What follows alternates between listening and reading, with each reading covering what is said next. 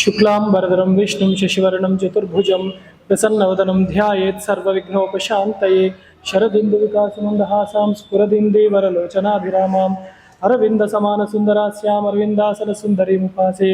गुरुर्ब्रह्मा गुरुर्विष्णुर्गुरुर्देवो महेश्वरः गुरुस्साक्षात् परं ब्रह्म तस्मै श्रीगुरुवे नमः।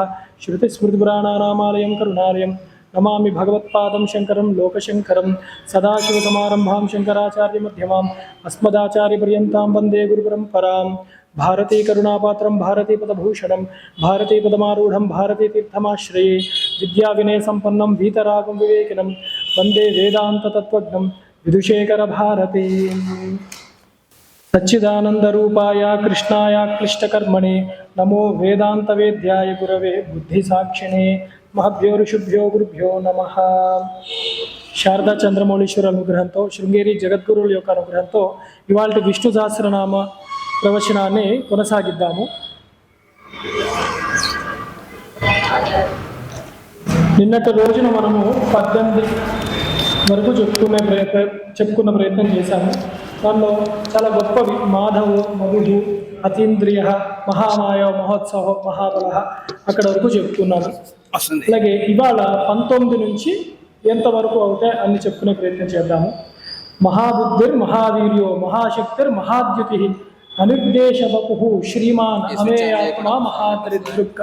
ఈ గొప్ప నామాల యొక్క సమూహం అవి వాళ్ళు తెలుసుకునే ప్రయత్నం చేద్దాం. మహాబుద్ధి ఆ నారాయణుడు ఆ శ్రీ మహావిష్ణువు కన్నా గొప్ప బుద్ధి ఇంకా వేరే ఎవరికి లేదన్నమాట. బుద్ధిమతాపి బుద్ధిమత్వాత్ మహాబుద్ధి. చాలా మంది నేను తెలివైన వాడిని, అన్ని చదువుకున్నాను, ఎంతో గొప్ప కార్యములు చేస్తాను అనుకోవచ్చు. అట్లాంటి వాళ్ళకన్నా వాళ్ళ ఊహకు అందనంత గొప్ప బుద్ధి కలిగిన వాడు. ఎందుకు అంటే అలా అనుకునే వాడిని కూడా తయారు చేసింది ఆయనే. అది మర్చిపోతారు వారు. ఆస్తిక రూపంలో ఉంది నేను పండితుడు అనుకున్నా కూడా ఆయనకున్న బుద్ధి ఎవరికి ఉండదు. అంత గొప్ప బుద్ధి బలము ఆ శ్రీ మహావిష్ణువుకే ఉంటుంది. అలాగే మహావీర్యాయ నమః అని. మహద్ ఉత్పత్తి కారణం అవిద్యాలక్షణం వీర్యమస్యేతి మహావీర్య. అంటే ఉత్పత్తి స్థితిలయలు చేసే గొప్ప సామర్థ్యం కలిగిన వాడు ఆ శ్రీ మహావిష్ణువు అన్నమాట. అది ఎలా చేస్తున్నాడు అంటే తన యొక్క శక్తితో. వీర్యం అంటే తనకి స్వతహాగా ఉన్న యొక్క గొప్ప శక్తితో ఆయన చేస్తున్నాడు. ఇక్కడ శంకరులు అన్నారు అవిద్యాలక్షణం వీర్యమస్యేతి అన్నారు. అంటే అది మాయాస్వరూపముగా ఆయన సృష్టి స్థితిలో ఆయన చేస్తున్నాడు. లేకపోతే ఆయనకి పని కూడా లేదు. ఎంత గొప్ప పని ఆ శక్తి. ప్రపంచంలో ఎంతోమంది ఏదో పని చేయగలనండి, ఏ పనైనా నాకు నేర్పిస్తే నేను చేయగలను, నాకు ఎవరైనా ఒకసారి చూపిస్తే నేను చేయగలను అలా అనుకుంటారు. కానీ పరమాత్మ ఎలాంటి పనులు చేస్తున్నా అంటే సృష్టి స్థితిలో చేస్తున్నాడు. మాయని ఆధీనములో ఉంచుకున్నది కూడా. అంత గొప్ప త్రిగుణాత్మకమైన మాయ ఆయన అదుపులో ఉంటుంది. కాబట్టి మహావీర్యుడు అన్నమాట ఆయన. అంత గొప్ప పరాక్రమం కలిగిన వాడు మహావీర్యుడు ఆయన అని. అలాగే మహాశక్తయే నమః. మహతీ శక్తి సామర్థ్యమస్యేతి మహాశక్తి. ఆయనకున్న శక్తి మనం పోల్చలేము కూడా. అంత గొప్ప శక్తి సుమారుగా ఎలా ఉంటుందా అంటే అలా చెప్పలేము. ఏమిటా శక్తి అంటే పైనే చూసాం, సృష్టి స్థితి లయలు చేస్తాడు. మరి ఈయన శక్తి ఏ శక్తి వాడుతున్నాడు అంటే ఇచ్ఛాశక్తి, జ్ఞానశక్తి, క్రియాశక్తి వాడుతున్నాడు ఆయన. అంటే ఆ రూపంలో అమ్మవారికి అది ఇచ్ఛాశక్తి, జ్ఞానశక్తి, క్రియాశక్తి స్వరూపిణి ఆవిడిని అంటాం. ఇక అభేదం అనమాట. యా ఉమాసా స్వయం విష్ణు అని చెప్పి తత్వము అంతా ఒకటే ఉంటుంది ఎప్పుడు కూడా. అందుకని అంత గొప్ప ఆయననే సత్య సంకల్పుడు. నిన్ననే చూసాం. అందుకని ఆయన శక్తి మాత్రమే ప్రభావంలోకి వచ్చి ఆయన సంకల్పములు నెరవేరుతూ ఉంటాయి. అంత గొప్ప ఇచ్ఛాశక్తి, జ్ఞానశక్తి, క్రియాశక్తి సంపన్నుడు కాబట్టి మహాశక్తి అన్నారన్నమాట. అంతకు మించిన శక్తి ఇంకెవరికి లేదు, ఉండదు. అలాగే మహాద్యుతయే నమః. మహతి ద్యుతిర్బాహ్యాభ్యంతరాచార్యేతు మహద్యుతి. అంటే బయట లోపల కూడా ప్రకాశవంతమైన చైతన్యముగా కలిగిన వాడు. తను స్వయం జ్యోతిగా ప్రకాశం అవుతూ సర్వముని ప్రకాశము చేస్తున్నవాడు కాబట్టి మహద్యుతి అని ఆ పరమాత్మకు పేరు. జ్యోతిషాం జ్యోతి అని గీతావచనం కూడా ఉందన్నమాట. ప్రకాశవంతములైన వాటికి కన్నా ప్రకాశవంతమైన వాడు. అసలు అవి ప్రకాశిస్తున్నాయంటే పరమాత్మ యొక్క ప్రకాశం వల్లనే ప్రకాశిస్తున్నాయి అని. అలాగే అనిర్దేశ వపుహు. అనిర్దేశ వపుషే నమః అని. ఇదం తదితి నిర్దేష్టం ఎన్న శక్యతే పరస్మై అసంవేద్యత్వాత్ తత్ అనిర్దేశం వపురన్యేతి అనిర్దేశ వపుః అని. అంటే ఇది ఇలా ఉంటుంది అని ఎవరు నిర్దిష్టముగా ఇదమిత్తముగా చెప్పడానికి శక్యము కాదు, ఎవరి వల్ల కాదు. అట్లాంటి శరీరము గుణములు కలిగిన వాడు కాబట్టి పరమాత్మని అనిర్దేశ్య వపుః అని అంటున్నారన్నమాట. ఇంకా నిర్దేశించలేరు. పరమాత్మ ఇలా ఉంటాడు, శంఖచక్ర గదాపద్మం ధరిస్తాడు, అంతేనా? కాదండి, సహస్ర శీర్ష పురుష అట్లా ఉన్నాడు, అంతేనా? లేదండి 1000 నామాలు ఉన్నాయి, అంతేనా? లేదు కోట్ల కొలది నామాలు, అంతేనా? అంతేగా. అంటే ఇవన్నీ ఇదమిత్తముగా చెప్పలేవు అన్నమాట పరమాత్మని. ఏదో తటస్థముగా సుమారుగా చెప్తాయి పరమాత్మని. ఇదమిత్తముగా ఎవ్వరూ చెప్పలేరు కాబట్టి అనిర్దేశ వపుః. నరసింహస్వామి అవతారం, అంతేనా? కాదు. వామనుడుగా వస్తాడు, అంతేనా? కాదు. రాముడుగా వస్తాడు, అంతేనా? వెంకటేశ్వర స్వామిగా వస్తాడు, కల్కిగా వస్తాడు, ఆయన ఇష్టం అన్నమాట. మనము నిర్దేశించలేము పరమాత్మ ఇలా ఉంటాడు అని చెప్పి నిర్దేశించలేము. అలాగే శ్రీమాన్ ఆయన ఎలాగుంటున్నాడు అంటే సర్వ ఐశ్వర్య లక్ష్మీ సంపన్నుడై ఉంటున్నాడు. అందుకని శ్రీమాన్, శ్రీమతే నమః అని ఆ నామం. ఐశ్వర్య లక్షణ సమగ్ర శ్రీర్యస్య సహ శ్రీమాన్. సర్వ ఐశ్వర్యములు ఆయన ఆధీనములో, ఆయన వశములో ఉంచుకున్నవాడు కాబట్టి ఆయన శ్రీమాన్ అని చెప్పబడుతున్నాడు. ఏమిటా ఐశ్వర్యములు అంటే అష్టలక్ష్ములు ఆయన యొక్క ఆధీనములోనే ఉంటాయి. ముఖ్యమైనది మోక్షలక్ష్మి మర్చిపోకూడదు. ఎందుకంటే అందరూ లక్ష్మీ కటాక్షము అంటే ధన ప్రాప్తి మాత్రమే అనుకుంటారు. అది కాదు. విద్య, ఐశ్వర్యము, ధనము, ధాన్యము, విజయము, ధైర్యము అవన్నిటితో కూడిన దేనికి అంటే అసలైన పరము కావాలి మనకి. అదే మోక్షము, మోక్ష సాధన కావాలి. మోక్షాన్ని ఇచ్చేవాడు కాబట్టి శ్రీహి అన్నప్పుడు మోక్షలక్ష్మినే మనం తలుచుకుంటూ ఉండాలి. సర్వ ఐశ్వర్యములు కూడా సంపాదించేవి కాదు, మనం సంపాదించాలి. పుట్టాక ఏమి తెచ్చుకోలేదు, మనం వెళ్ళిపోయేటప్పుడు అది తీసుకెళ్ళము. కానీ ఆయనకు అట్లా కాదు, స్వభావమే ఆయనకి శ్రీ అన్నమాట. ఆయన యొక్క శ్రీహి అంటే ఆయన యొక్క గుణమే లక్ష్మీ కటాక్షము. అది వేరే చోట చెప్తారు, ఒక మనిషికి తన నీడ ఎలా వెనక వస్తూ ఉంటుందో అట్లా ఈశ్వరుడికి ఆ ఐశ్వర్యము తన వెనక వస్తూ ఉంటాయి.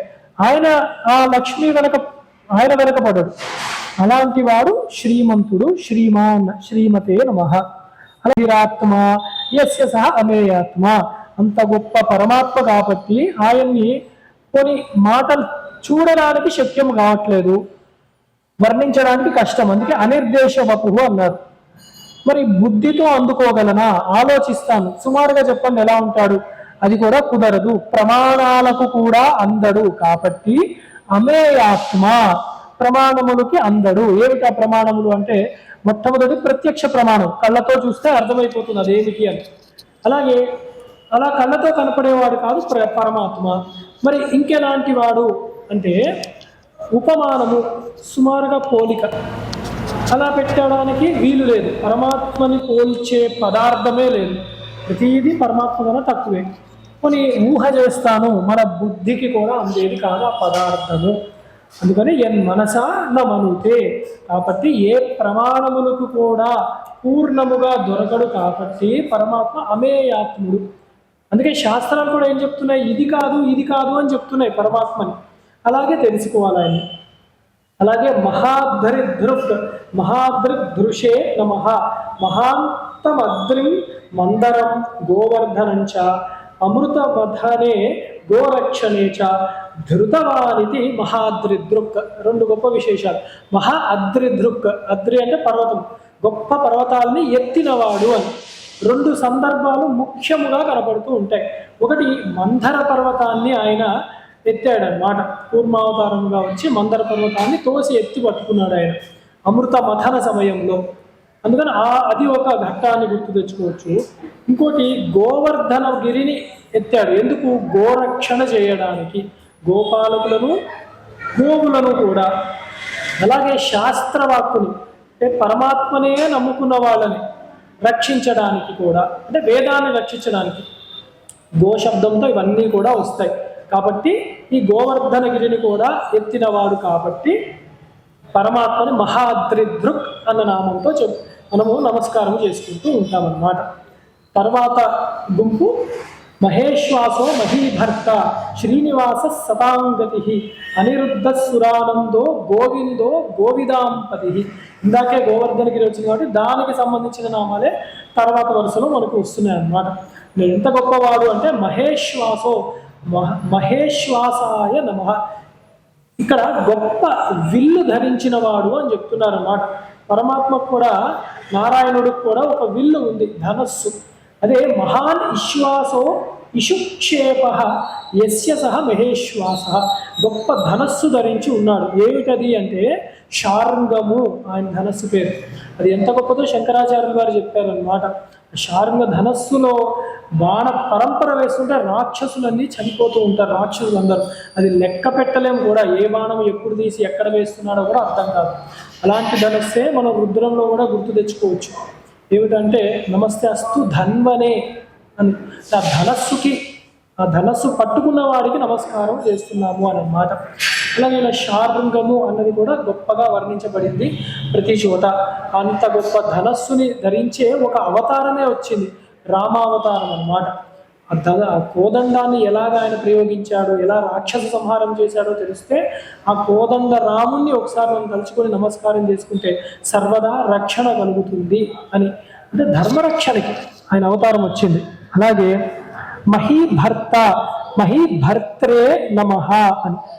ఏకార్ణవావుతాం దేవీం మహీం బభారేతి మహీభర్త అంటే ఏకార్ణవం, సర్వము జలమయం అయిపోయి భూమంతా ఒక దగ్గరికి వచ్చిన సన్నివేశం ఒకటి ఉంది. అప్పుడు ఆ భూమిని ఆయన భరించాడనమాట, ఎత్తి పట్టుకున్నాడు జలములో పడిపోకుండా. అదే వరాహావతారం అన్నమాట. ముందరిది రామావతారం గుర్తు చేస్తున్నారు, తర్వాత వరాహావతారాన్ని గుర్తు చేస్తున్నారు. మనంత చక్కగా భూమిని ఉద్ధరించి ఉన్నాడు వరాహస్వామిగా కూడా.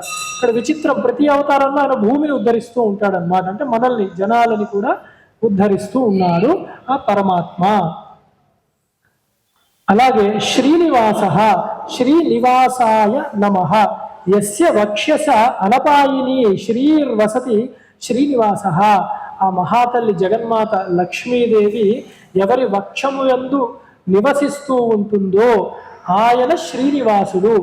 లక్ష్మీదేవి వక్షమునందు, వక్షస్థలము యందు నివసిస్తోంది అంటే అర్థం ఎలా చేసుకోవాలి అంటే ఆయన సంకల్పములు, ఆయన ఇచ్ఛాశక్తిగా ఆ లక్ష్మి సర్వమంగళాదేవియే ఉన్నదన్నమాట. అందుకని సర్వశుభములు ఆయనవన్నీ సత్సంకల్పములు కాబట్టి ఆ లక్ష్మి ఆయన మనస్సులోనే, ఆయన మనస్సులో సంకల్పము కలిగితే జనాలందరికీ లక్ష్మీ కటాక్షము లభిస్తుంది. అందుకని ఆయనకి ప్రీతికరంగా మనము ప్రవర్తించాలి. అందుకే ఆయన శ్రీనివాసుడిగా కలియుగంలో కూడా వెలిశారు అని. అలాగే సతాంగతి, సతాంగతయే నమః. సతాం వైదికానాం పురుషార్థ సాధన హేతు సతాంగతి. అంటే వేదము చెప్పినట్టు మనము చక్కగా ప్రవర్తిస్తూ ఉంటే అప్పుడు మనలని, మన పురుషార్థములను మనకి నెరవేరేటట్టు చేసేవాడు కాబట్టి సతాంగతి అన్న నామం పరమాత్మకి అనుసృతముగా ఉన్నది. చక్కగా పురుషార్థ ధర్మార్థ కామమోక్షములను ఆయన ఇస్తాడు. ఎప్పుడు మనం ధర్మముగా ఉండే ప్రయత్నము చేస్తే. ఆయన్ని తెలిసో తెలియకో నమస్కారం చేస్తూ ఉన్నా కూడా ఆ పరమాత్మయే మనకి ధర్మము కూడా గురుస్వరూపముగా అయ్యి ఆ ధర్మము ఎలాగ ఆచరించాలి, అది ఎలా అర్థం చేసుకోవాలో కూడా ఆ పరమాత్మయే మనకి నేర్పుతూ ఉంటాడు.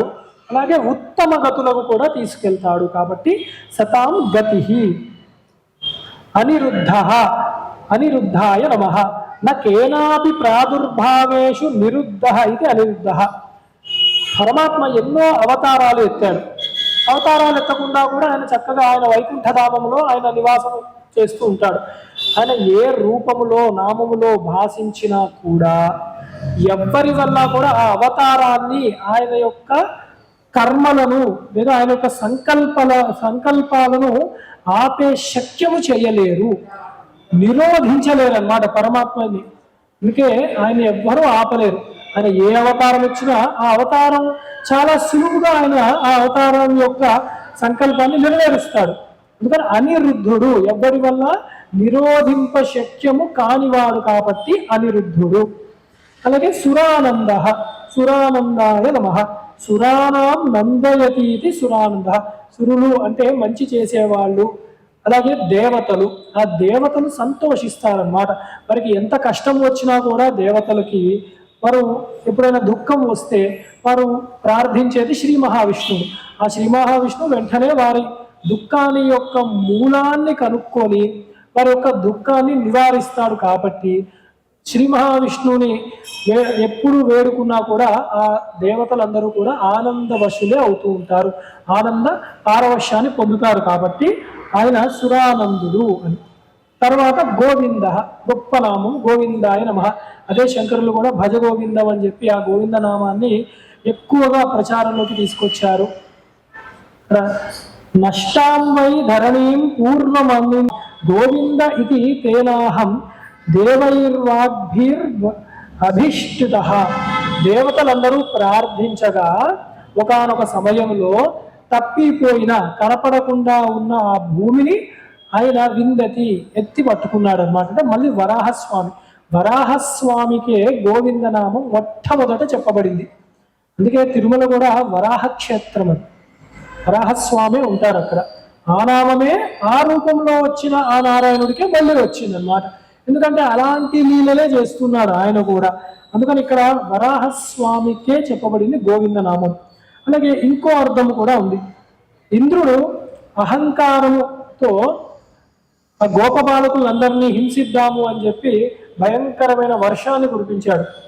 అప్పుడు గోవర్ధనగిరిని ఆయన ఎత్తి పట్టుకోగా ఆ యొక్క లీలను చూసి కంగారు పడి భయపడిపోయిన ఆ ఇంద్రుడు ఆ నారాయణుడి యొక్క పాదములను చేరి, స్వామి నన్ను క్షమించవలసింది, నేను ఏదో పైలోకంలో అక్కడక్కడ ఇంద్ర పదవిని పొందాను, కానీ నీవు నాకన్నా గొప్పవాడివి, ఈ గోపాలకుల్ని కూడా రక్షించిన వాడివి, కాబట్టి నీవు గోవిందుడవు అన్న నామముతో నీకు పట్టాభిషేకం చేస్తాను అని అన్నాడు.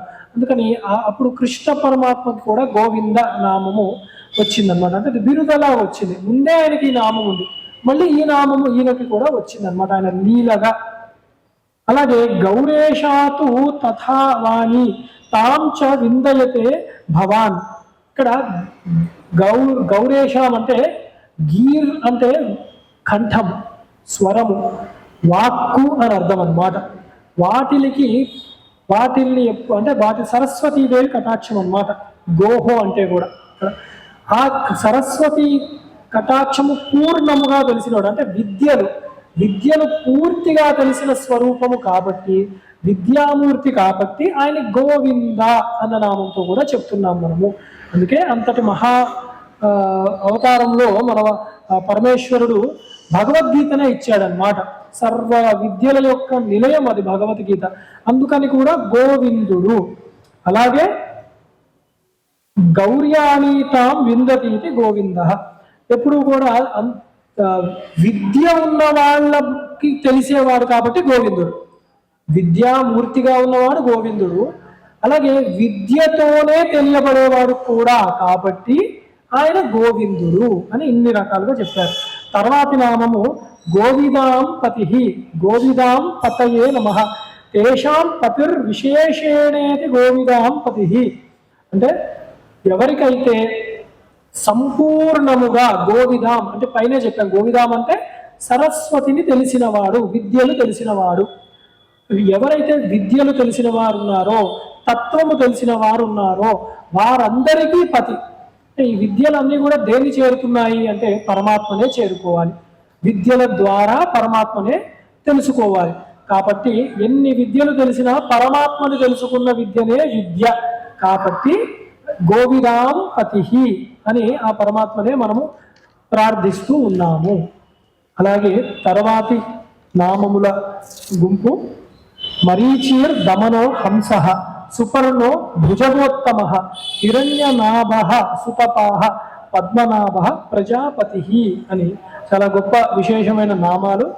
మరీచి మొట్టమొదటిది మరీచయే నమః. తేజస్వినామపి తేజస్వ్యాత్ మరీచి. గొప్ప తేజస్సు చైతన్యము ఉన్న వాటిలన్నిటికన్నా ప్రకాశవంతమైన వాడు. సూర్యుడు గొప్ప తేజస్సు కలిగిన వాడు, దానికన్నా గొప్పవాడు. నక్షత్రాలు కూడా గొప్పవి, వాటిల కన్నా గొప్పవాడు. లేదంటే ఫలానా లోకాలకు వెళ్తే కోటి సూర్యప్రభ ఉంటుంది, వాటిల కన్నా గొప్ప కాంతి తేజస్సు కలిగిన వాడు కాబట్టి మరీచిహి అన్నారు అనమాట. అది సూర్యుడికి కూడా అలాంటి నామం ఉంది. ఇదివరకే చెప్పాము. పరమాత్మకి అంటే ఈ విష్ణు సహస్రనామంలో సూర్యనామాలు కూడా కొన్ని ఉంటాయన్నమాట. ఎందుకలా అంటే కాంతివంతమైన వాడు అని. అలాగే దమనహ అని, దమనహ అంటే దమనాయ నమః, స్వాధికారాత్ ప్రమాద్యతి ప్రజా దమయితుం, అంటే సర్వ జనులను కూడా శిక్షించడానికి అధికారం ఉన్నవారు ఎవరు అంటే కేవలం పరమాత్మ మాత్రమే. మనం లౌకికంగా చూసాం, ఫలానా వాళ్ళకి చెప్పని శిక్షిస్తారు, ఏదో కొంచెం అనాచారం జరుగుతోంది, దురాచారం జరుగుతోంది, వీళ్ళకి వాళ్ళని చెప్పండి అంటే చెప్పచ్చు, లౌకికంగా ఏదో శిక్ష అనుభవించవచ్చు. కానీ అసలైన శిక్ష ఎవరు వేస్తారు అంటే పరమాత్మే. ఎందుకంటే సర్వభూత దమనాయ అని మనం నమస్కారం చేసుకుంటూ ఉంటాం ఈశ్వరుని. అలాగే ఇక్కడ కూడా దమనుడు, దమనము అంటే శిక్షించే యొక్క అధికారము కలిగిన వాడు పరమాత్మ. ఆయన శిక్షిస్తున్నాడండి, మరి ఎలాగా అంటే ఇంకా దానిలో అవకాశం ఏది లేదు, ఎవరిని చేరుకునేది లేదు. ఆ పరమాత్మనే మళ్ళీ ఆశ్రయించాలి. అప్పుడు ఆయన దయతోనే మనము ఆ శిక్ష నుంచి తప్పించుకోగలము. అప్పుడు ఆ శిక్ష శిక్షణగా మారుతుందన్నమాట. అంటే నేర్చుకుంటాం ఆ బాధల్లోంచి, లేకపోతే శిక్షని అనుభవించే ఉంటాం. పశ్చాత్తాపం ఎప్పుడు పడతామో అది శిక్షణగా మారుతూ ఉంటుంది. ఆయన గురువు అవుతాడు అన్నమాట. అప్పుడు మనకి శీలం యస్య వైవస్వతాది రూపేణేతి దమనః అని, వైవస్వతుడి యొక్క రూపంలో కూడా ఈయననే ప్రకాశిస్తూ ఉన్నాడు కాబట్టి దమనుడు అని చెప్తున్నాడు అన్నమాట. వైవస్వతుడు అంటే యముడికి కూడా ఆ పేరుంది. అంటే యమ రూపంలో ధర్మరాజుగా ఆయన అందరినీ దమనము చేస్తున్నాడు అన్నమాట. అందుకని లేదా సూర్యుడికి కూడా ఆ పేరుంది. ప్రకాశవంతమైన మార్తాండుడుగా అందరినీ తపింపజేస్తున్నాడు కూడా కాబట్టి దమనుడు. ఏదైనా కూడా శిక్షించేవాడు ఆ స్వామి అని గుర్తు తెచ్చుకో. అంటే శిక్షించడా స్వామి అంటే అలా కాదు, శిక్షణగా శిక్షిస్తాడు ఆయన. హంస తర్వాతది హంసాయ నమః. ఇది ఎంత గొప్పగా రాశారంటే శంకర్లు, హంస అన్న పదమే అద్వైత సిద్ధాంతానికి పట్టు. వేరే వాళ్ళు పరమహంసలు అని ఎలా వాడుకుంటారో కొంచెం అది ఎప్పుడు సందేహమే నాకు కూడా. కానీ ఎందుకంటే హంస అన్నదే పాలని నీళ్ళని వేరు చేసే ఒక గుణం ఉంది, లక్షణం ఉంటుంది అని చెప్పారు. దివ్యమైన హంసల గురించి మాట్లాడింది. ఇప్పుడు కనపడి ఏదో హంస అని పేరు పెట్టే అలాంటి జీవులు కాదు. అసలైన హంసలు అది గొప్పగా గరుత్మంతుడి కన్నా పైన, విమానాల కన్నా పై స్థాయిలో ఎగురుతాయి అని చెప్తారు. అంటే మన కంటికి ఏం కనపడవు, మానస సరోవరంలో ఉంటాయి అంటారు. అలా జనాల్లోకి రావవి, ఎందుకంటే స్వచ్ఛమైనవి హంసలు. అది ఏమి చేస్తుంది అని శాస్త్రం చెప్తుంది అంటే పాలను నీళ్లను, అంటే మన నీళ్ళ కలిసిపోయి వస్తాయి పాలు ఎప్పుడు కూడా, దానికి అట్లాంటిది ఇస్తే నీళ్లను మిగిల్చేసి పాలను ఒకటి తీసుకుంటుంది అన్నమాట. అంటే ఈ జగత్తంతా కూడా పరమాత్మతో కలిసిపోయి నామరూపాత్మకముగా భాషిస్తోంది. ఈ దృశ్య జగత్తులోంచి కేవలం ఆ హంసలు అంటే పరమహంసలు వారు ఏం చేస్తారు అంటే పరమాత్మను మాత్రమే తీసుకోగలుగుతారు. నామరూపాల్ని నయితి అని పక్కన పెట్టేసి ఆ హంసలు, పరమహంసలు ఏం చేస్తారు అంటే ప్రతి దాంట్లో కూడా సచ్చిదానంద పరబ్రహ్మమును మాత్రమే అనుభవిస్తూ ఉంటారన్నమాట, వారి స్వరూపముగా. అందుకు వీరు కూడా పరమహంసలు. అది అన్నమాట. పరమహంస అన్న నామమే అది. అద్వైతాచార్యుల వారికి సహజంగానే ఉంటుంది, అది ఆ లక్షణము ఉంటుంది, వారి యొక్క గుణగణాలు అలాగే ఉంటాయి. ఇక్కడ శంకర్లు ఏం చెప్తున్నారు అంటే అహంస ఇది తాదాత్మ్య భావినః సంసార భయం హంతి ఇది హంస. అహంస అంటే సోహం, నేను అదే అయ్యున్నాను అన్న ఆ మహావాక్యము అనుభవంలోకి ఎవరికి వచ్చి ఉంటుందో, అలాగే సంసార భయం నుంచి పూర్తిగా వారు బయటికి వచ్చేసి ఉంటారో వారిని హంస అని అనాలి. పరమహంసల గురించి చూడండి ఏ స్థాయిలో ఉంటారు. అలాంటి వాడు ఎవరు అంటే పరమాత్మయే అయి ఉన్నాడు. అందుకే హంస గీత అని ఒకటి ఉంటుంది, ఎప్పుడైనా కుదిరినప్పుడు అది కూడా ఒకసారి చూడండి. దానిలో కూడా బ్రహ్మతత్వమే చెప్పబడి ఉంటుంది. హంస గీత. హంతి గచ్చతి సర్వ శరీరేష్టి వా హంస. సర్వ శరీరములలో కూడా చక్కగా నివసించి ఉంటాడు కూడా కాబట్టి హంస అన్న నామం పరమాత్మకి చెప్పబడింది. అదే మనం సంధ్యావందనం చూసాము. హంస శుచి సద్వసురంతరిక్ష దోతావే దిశత్తతిర్దురోణసద్వృషద్వరసత్యో వసదబ్జ గోజ ఋతజ అద్రిజ ఋతం బృహత్ అని చదువుతూ ఉంటాం. ఇది కూడా హంసతత్వం గురించే చెప్పబడుతుంది అన్నమాట. అక్కడ మనకి ఇది గమనించినప్పుడు ఇంత గొప్ప హంసని మనం ఉపాసిస్తున్నాము ఈ తత్వాన్ని రోజు అని తెలుస్తుంది అనమాట. అదే స్వరంలో కూడా హంస శుచిసత్ అంటాం అనమాట. హంస అది. తర్వాతది సుపర్ణ, సుపర్ణాయ నమః. చక్కటి దివ్యమైన మంగళములైన రెక్కలు కలిగిన వాడు. సుపర్ణుడు అంటే గరుత్మంతుడికి పేరే. గరుత్మంతుడిని వర్ణించినప్పుడు ఎలా వర్ణిస్తారంటే, ఎవరి రెక్కలని అలరార్చుంటే, అలా కదుపుతుంటే దాని నుంచి వేదనాదం వస్తూ ఉంటుందంట. అంత గొప్పవాడు గరుత్మంతుడు. అలాంటి గరుత్మంతుడికి ఆ శక్తి ఎలా వచ్చింది? శ్రీ మహావిష్ణువు యొక్క శక్తే. ఆ గరుత్మంతుడి మీద ఆయన విహారము చేస్తున్నాడు అంటేనే వేద స్వరూపము. ఆయన ఎగురుతున్నాడు, గాలిలో ఎగురుతున్నాడు అంటే ఊపిరులుగా ఉన్నాడు పరమాత్మ, వేదనాదముగా ఉన్నాడు పరమాత్మ. వీటి ద్వారానే ఆయన యొక్క తత్వము తెలుస్తుంది అని సుపర్ణ అన్న నామము మనకు చెప్తుందన్నమాట. అలాగే భుజగోత్తమ, భుజగోత్తమాయ నమః. భుజేన గచ్చతాముత్తమో భుజగోత్తమ. భుజంగములు అంటే సర్పములు, అలా పాకుతూ ఉండేదాన్ని వంకర టింకరగా పాకే వాటిని భుజగములు అంటారు. వాటిల్లో ఉత్తమమైన వాడు పరమాత్మ. అంటే ఏమిటి అంటే వాసుకి, శేషు, ఆదిశేషువు అలాంటి రూపములలో కూడా పరమాత్మయే ఉన్నాడు. ఇక్కడ మీరు చూసారా, పరమాత్మ అన్నది ఒక మనిషి రూపంలో మనకి ఎలాగ ఆరాధనకు అలవాటు అంటే మనలా తల కాళ్ళు చేతులు ఉన్నట్టు అలా మాత్రమే చెప్పట్లేరు.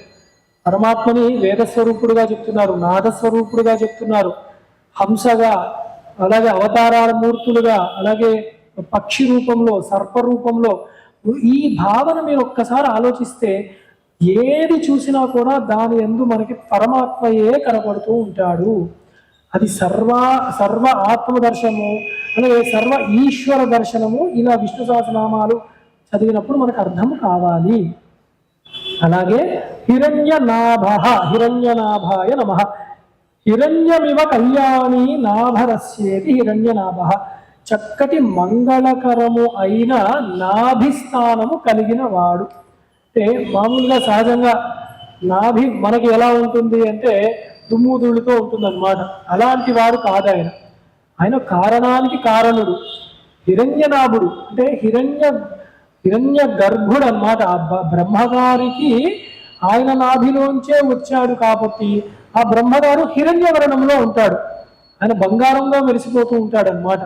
అందుకని అంత గొప్పవాడు ఆ నాభిలోంచి వచ్చాడు. బ్రహ్మగారికి కూడా ఉత్పత్తి స్థానమై ఉన్నవాడు, తల్లి తండ్రి అయి ఉన్నవాడు కాబట్టి హిరణ్యనాభ అన్న నామంతో ఇక్కడ మనకు తెలుస్తోంది అన్నమాట. అలాగే సుతపాహ, సుతపసే నమః. చక్కటి తపస్సు చేసిన వాడట పరమాత్మకి పేరు. ఆయన ఎందుకు తపస్సు చేశాడు, ఎప్పుడు చేశాడు అంటే శంకరులు చెప్తున్నారు, బదరికాశ్రమే నరనారాయణ రూపేణ శోభనం తపశ్చరతీతి సుతపాహ. బదరికాశ్రమంలో ఒకనొక సమయంలో నరనారాయణుల రూపం వారు దాల్చి, ఒకే పరమాత్మ నరుడుగా నారాయణుడుగా కూడా, అంటే పరమాత్మగా జీవాత్మగా కూడా ఆయనే వచ్చి చక్కటి తపస్సు. ఎందుకంటే లోక కళ్యాణం గురించి తపస్సు చేశాడు. ఆయనకి ఏది కోరికలు లేవు. అంత గొప్పగా చేసి ఇప్పటికీ కూడా వారి యొక్క శక్తితో సర్వముని కూడా ధర్మాన్ని నిలబెడుతున్నాడు కాబట్టి సుతపః. మనము వేరే కోరికలు ఏవో చేసుకున్నాం, అలా కాదు. పరమాత్మ లోక కళ్యాణం గురించి అవసరం లేకపోయినా కూడా ఆయన అవతరించి తపస్సు ఎలా చేయాలి అన్న గొప్ప విషయాన్ని మనందరికీ తెలియజేస్తున్నాడు కాబట్టి ఆయన మనప్పుడు సుతపసే నమః అని. అలాగే గీతలో చెప్పారు, మనసశ్చేంద్రియాణం చ ఏకాగ్ర్యం పరమం తపః. ఒక చోటు చెప్పారు తపస్సుకి ఎలా ఉండాలి. మనం కూడా మంచి తపస్సుని ఏది చెప్పబడుతోంది అంటే, మనస్సు ఇంద్రియములు అన్నీ కూడా ఏకాగ్ర చిత్తముతో ఆ పరమాత్మ యందే నిలిపినప్పుడు అది తపస్సు అని చెప్పబడుతోంది అన్నమాట. పద్మనాభ, పద్మనాభాయ నమః. పద్మమివ సువర్తులానాభిరన్వేతి, చక్కగా గుండ్రముగా ప్రకాశవంతముగా ఎర్రగా, అంటే లక్ష్మీ స్థానము నాభి అన్నమాట. అంటే మనం మామూలుగా చూసినా నాభి అందముగా ఉండాలి, ఆరోగ్యముగా ఉండాలి, లేకపోతే అక్కడే మనకి అనారోగ్య సూచనలు వస్తూ ఉంటాయి ఆ స్థానంలోనే. కానీ అది మనలాంటి సామాన్యమైన మనుషులకు, ఆయన పరమాత్మ యొక్క సగుణ సాకార రూపం గురించి చెప్తున్నాం. పద్మనాభుడు అంటే ఒకటి ఆయన బొడ్డులోంచి నాభి కమలం వచ్చింది, దాంట్లో బ్రహ్మగారు ఉన్నారు, ఉత్పత్తి స్థానం అయ్యింది, అవి ఒకటి చూసుకోవచ్చు. అసలు ఆయన నాభియే పద్మము వలె ఉందంట, ఎర్రగా పద్మము యొక్క కాంతితో ఉన్నది ఆయన నాభి. అంటే అంత ఆరోగ్యంగా లక్ష్మీ స్థానం. ఏమిటా లక్ష్మీ స్థానం అంటే ఇందాకే చెప్తున్నాం, మాయని ఆయన ఆధీనములో ఉంచుకొని సర్వ ఐశ్వర్యములు ఆయన వెనకబడుతూ ఉండగా ఆ మాయాస్వరూపిణి అయిన ప్రకృతితో ఆయన సృష్టిని చేశాడు. అప్పుడు సృష్టి విచ్చుకుంది. ఆయన యొక్క సంకల్పములు, ఆయన బీజములు అవన్నీ కూడా. అందుకు ఆయన పద్మనాభుడు అని. అలాగే హృదయ పద్మస్య నాభౌ మధ్యే ప్రకాశనాద్వా పద్మనాభ, మన హృదయ పద్మముల యందు కూడా ప్రకాశింపబడుతూ ఉంటాడు కాబట్టి ఆయన పద్మనాభుడై ఉన్నాడు. ఆయనలోంచి పద్మం వచ్చింది, ఆయన మన హృదయ పద్మాల్లో కూడా నివాసమై ఉన్నాడు కాబట్టి పద్మనాభుడు.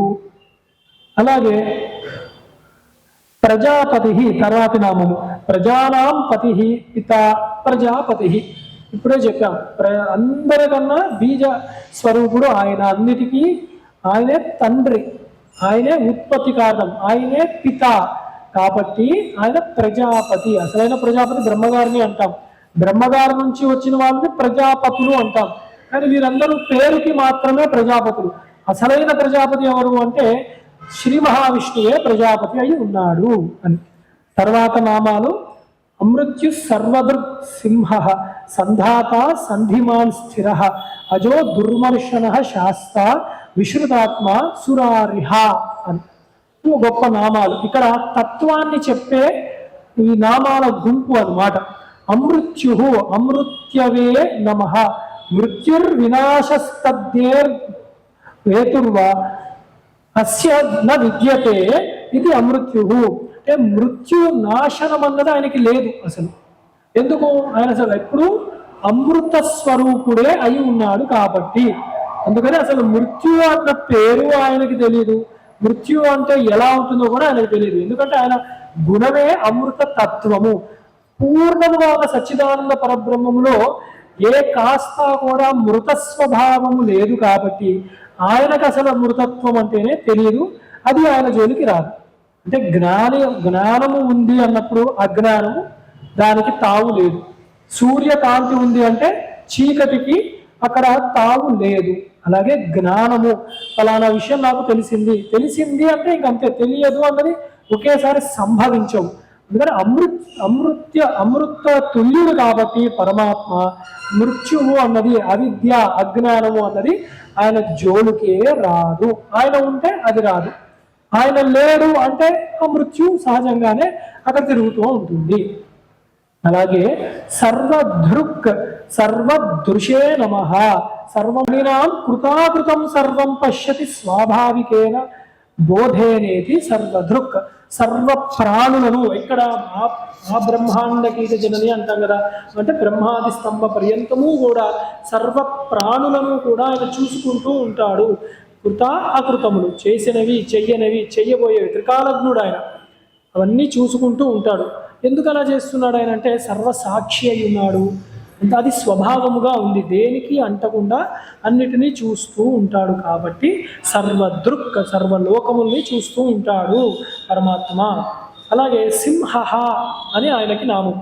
సరే, ఇలాంటి నామములు కూడా చూస్తాం, భుజంగముడు, సుపర్ణము, సింహ అలాంటివి కూడా. సింహ అంటే హీనస్థితి సింహ, సింహాయ నమః.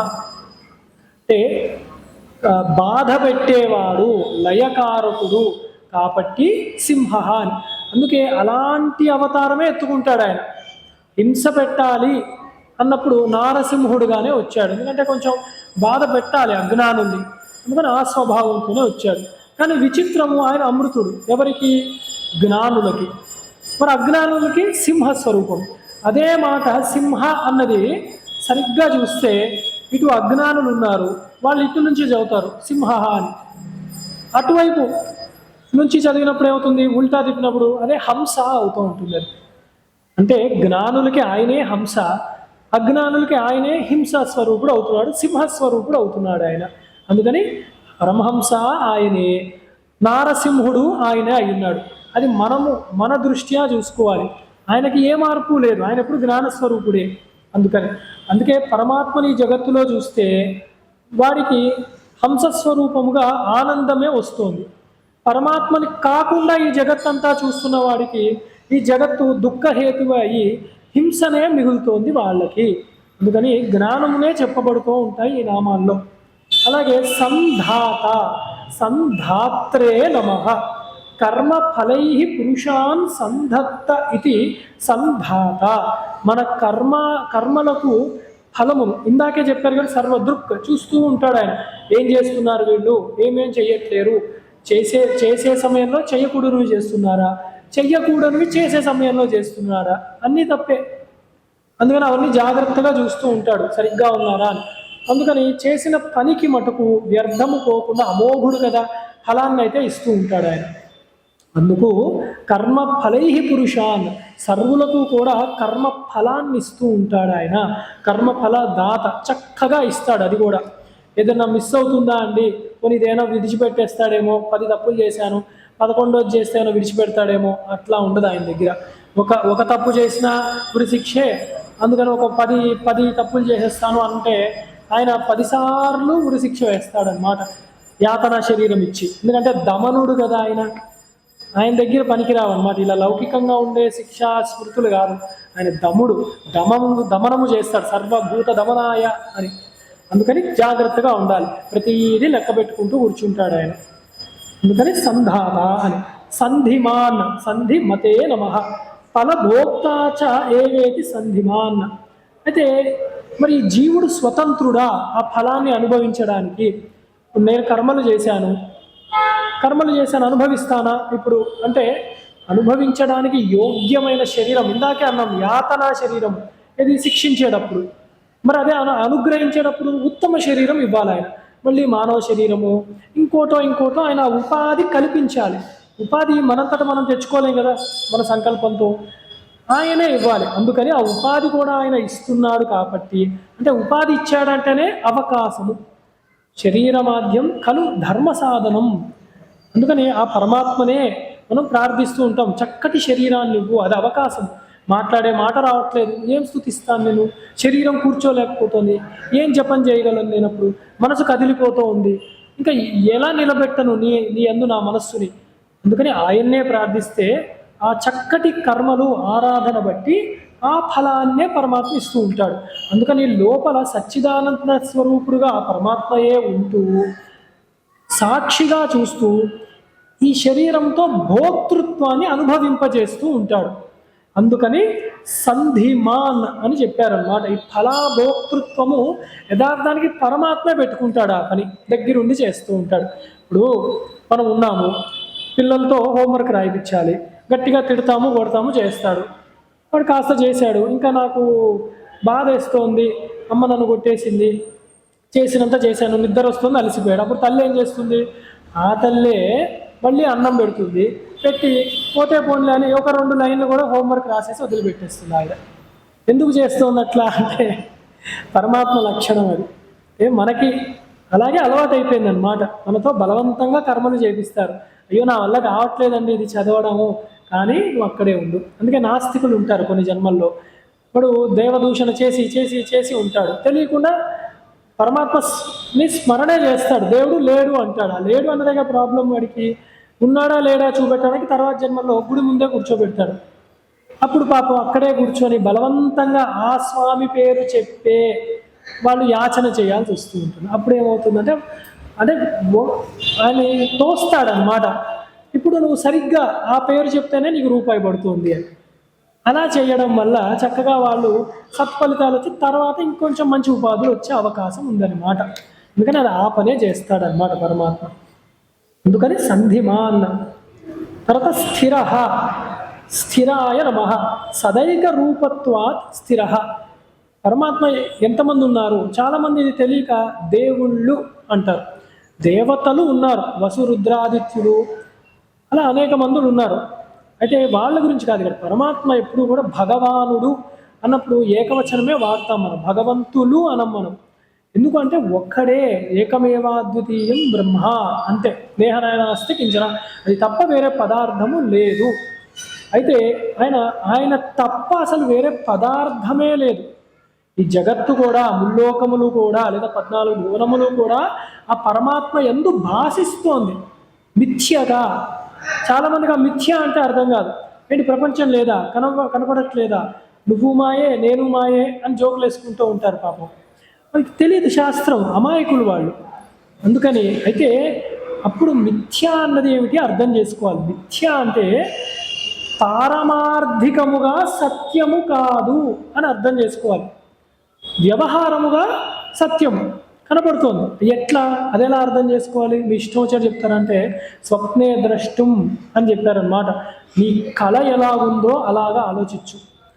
రాత్రి నిద్రపోతున్నాం మనము, స్వప్నం వచ్చింది. ఎక్కడి నుంచి వచ్చింది స్వప్నము? ఎవరైనా వచ్చి మన తలలో వేశారా? లేదే, నా మనసే సృజించింది. నా స్వప్నంలో ఎవరున్నారు? నేను కూడా ఉన్నాను. విచిత్రం. నేను కలగంటున్నాను, నేను నా స్వప్నంలో ఉన్నాను. ఎంత విచిత్రం. నాతో పాటు చాలామంది ఉన్నారు. సంతోషం, అక్కడ కొన్ని సుఖపడుతున్నాను, కొన్ని దుఃఖపడుతున్నాను. నేను అనుభవిస్తున్నాను, అక్కడ అంటే భోక్తనై ఉన్నాను. అసలు కర్త ఎవరు ఆ స్వప్నానికి? నేనే సృజించుకున్నాను. కర్త నేనే. భోక్త ఎవరు? అది కూడా నేనే. సాక్షిగా చూసేదెవరు? అది నేనే. చూడబడేదెవరు? మళ్ళీ నేనే. తర్వాత మెలకు వచ్చింది నాకు. కళ ఏమైందప్పుడు? కళ లేదు. నిజమా కళ? లేదు, అసత్యం. ఎప్పుడు తెలిసింది? మెలకువ వచ్చాక.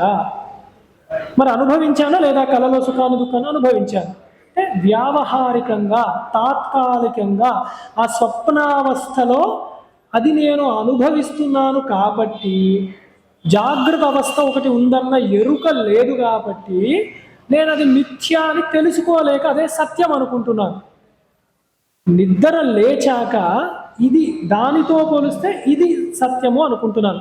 అట్లాగే ఈ 3 అవస్థలు కూడా, జాగ్రత్త స్వప్న సుషుప్తి 3 అవస్థలు కూడా జ్ఞానము అన్న అవస్థ చేరుకోగా ఈ 3 కూడా సాక్షిగా చూసి ఇదంతా కూడా మిథ్య అని జ్ఞానికి అర్థమవుతుంది. అందుకు అది పారమార్థికమైన సత్యం, ఇది వ్యావహారిక సత్యము, అంతే. దీన్నే మిథ్య అంటారు. అంటే ఉందా అంటే ఉంది. కళ ఉందా? ఉంది. మరి ఏదది? ఇప్పుడు లేదు. అదేంటయ్యా ఉందన్నావు లేదేమిటంటావు మళ్ళీ అంటే అదే మాయా. యా అంటే ఉందా అంటే ఉంది, లేదా అంటే లేదు. అది లేదు కాబట్టే మాయా అన్నారు దాన్ని. అది తత్వము శాస్త్రము తెలిసిన వారికి అర్థమవుతుంది అన్నమాట. లేకపోతే అయ్యో మిథ్య అంటారేమిటి అంటే మిథ్య అనడం కాదు, అక్కడ ఉంది అది మిథ్య. అందుకే నిద్రపోయినప్పుడు మరి ఈ ప్రపంచం లేదు, లేచినప్పుడు ఆ ప్రపంచం లేదు. ఎవరి కళలు వాళ్ళకి ఒకే మంచం మీద ఒకే కుటుంబం వాళ్ళు పడుకున్నా కూడా వాళ్ళందరూ ఏదో తిరుపతి ప్రయాణం చేసినట్టు ఒక కళలోకి వెళ్ళట్లేదు. ఏమి అలా ఎందుకు అవుతుంది అంటే శరీరాలు వేరు, మనస్సు వేరు, అదే మిథ్య. ఆ విచారణే చేస్తూ ఉంటాం మనం, అదంతా. అప్పుడే యోగావస్థ వస్తుంది. సరే, ఇదంతా నేను ఎందుకు చెప్తున్నాను అంటే స్థిర అన్న నామం ఉంది. ఇదంతా వ్యవహారంలో నామరూపాత్మకముగా జీవులుగా అనేకములుగా భాషిస్తోంది కాబట్టి ఇది మిథ్య. సత్యం ఎప్పుడు ఒకటే ఉంటుంది, 2 ఉండవు. వీడు మంచివాడా అని అడిగాను అనుకోండి, వీడు మంచివాడు చెడ్డవాడు అంటే వాడిని ఏం చేయాలి? అప్పుడు ఏ విధంగా అర్థం చేసుకోవాలి? అయితే మంచివాడు ఉంటాడు, ఏ కాస్త చెడు గుణం ఉన్నా చెడ్డవాడే అవుతాడు.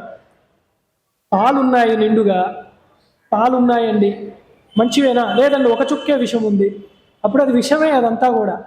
అట్లా అన్నమాట. అలాగా ఆ జ్ఞానము రాని అవస్థలో ఇదంతా కూడా మనకి అజ్ఞాన దశలో ఇదంతా కూడా జగత్తుగానే భాషిస్తూ ఉంది.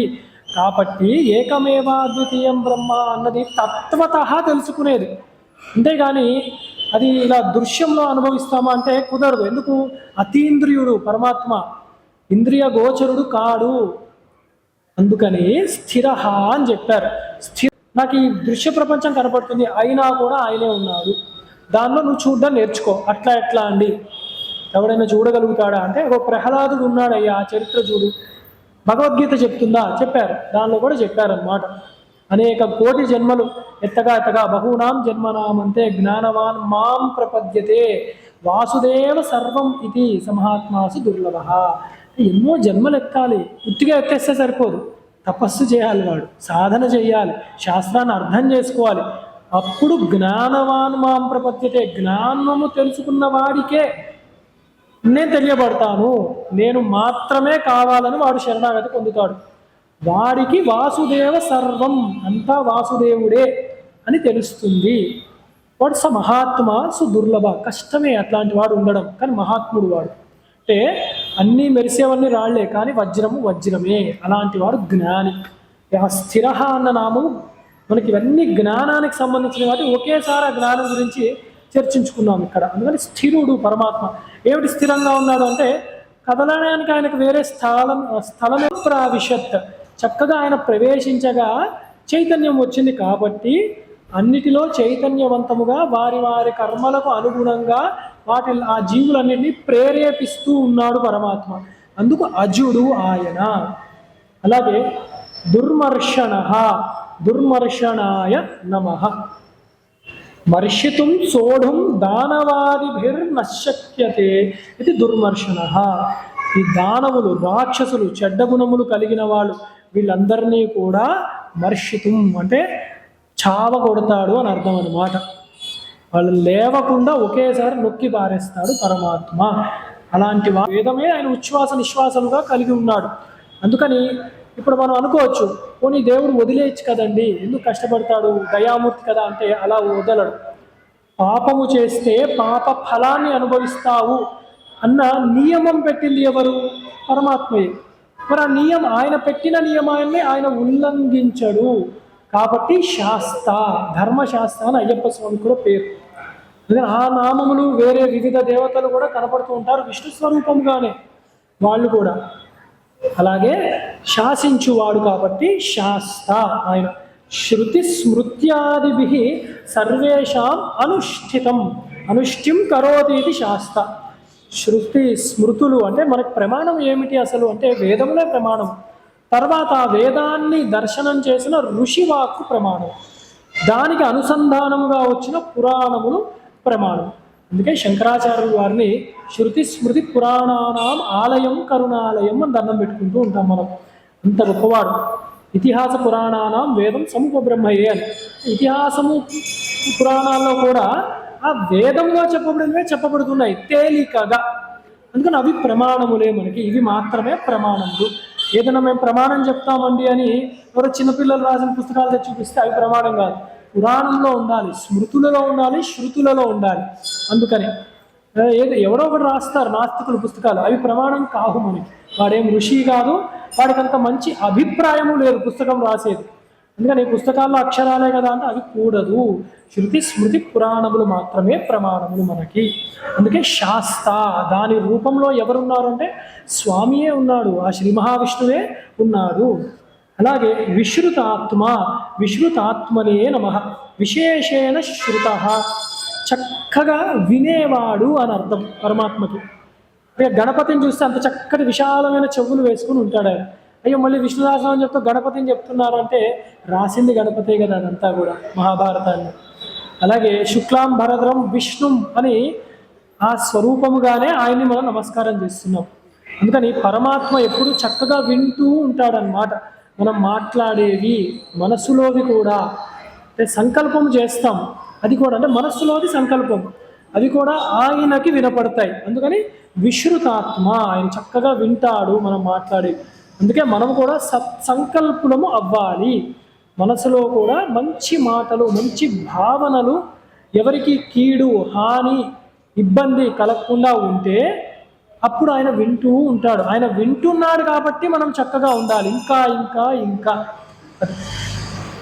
సత్యజ్ఞానానంద లక్షణ ఆత్మయతో విశ్రుతాత్మ అని చక్కగా సత్యజ్ఞానానంద రూపుడుగా సచ్చిదానందుడు, అదే ఆ రూపముగా ఆయన చక్కగా లోపలే ఉంటాడు కాబట్టి విశ్రుతాత్మ చక్కగా ఉన్నాడు ఆయన. అలా తర్వాత సురారిహ, విసర్గలు కదా, హకారం సురారిఘ్నే నమః.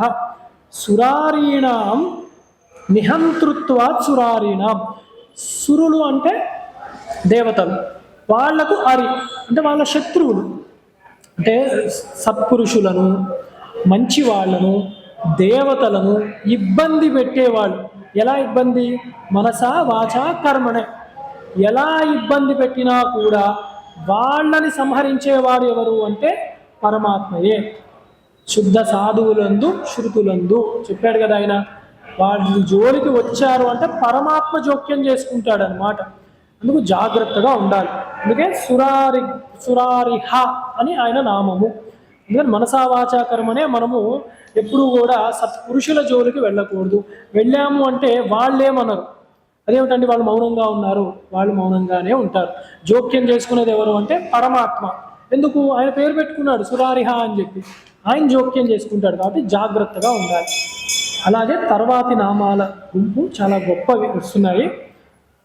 గురుతమోధామ సత్య సత్యపరాక్రమ నిమిషో నిమిషస్రగ్ని వాచస్పతి రుధారధీ అని. అంటే గురుస్వరూపముగా పరమాత్మ భాషిస్తాడు.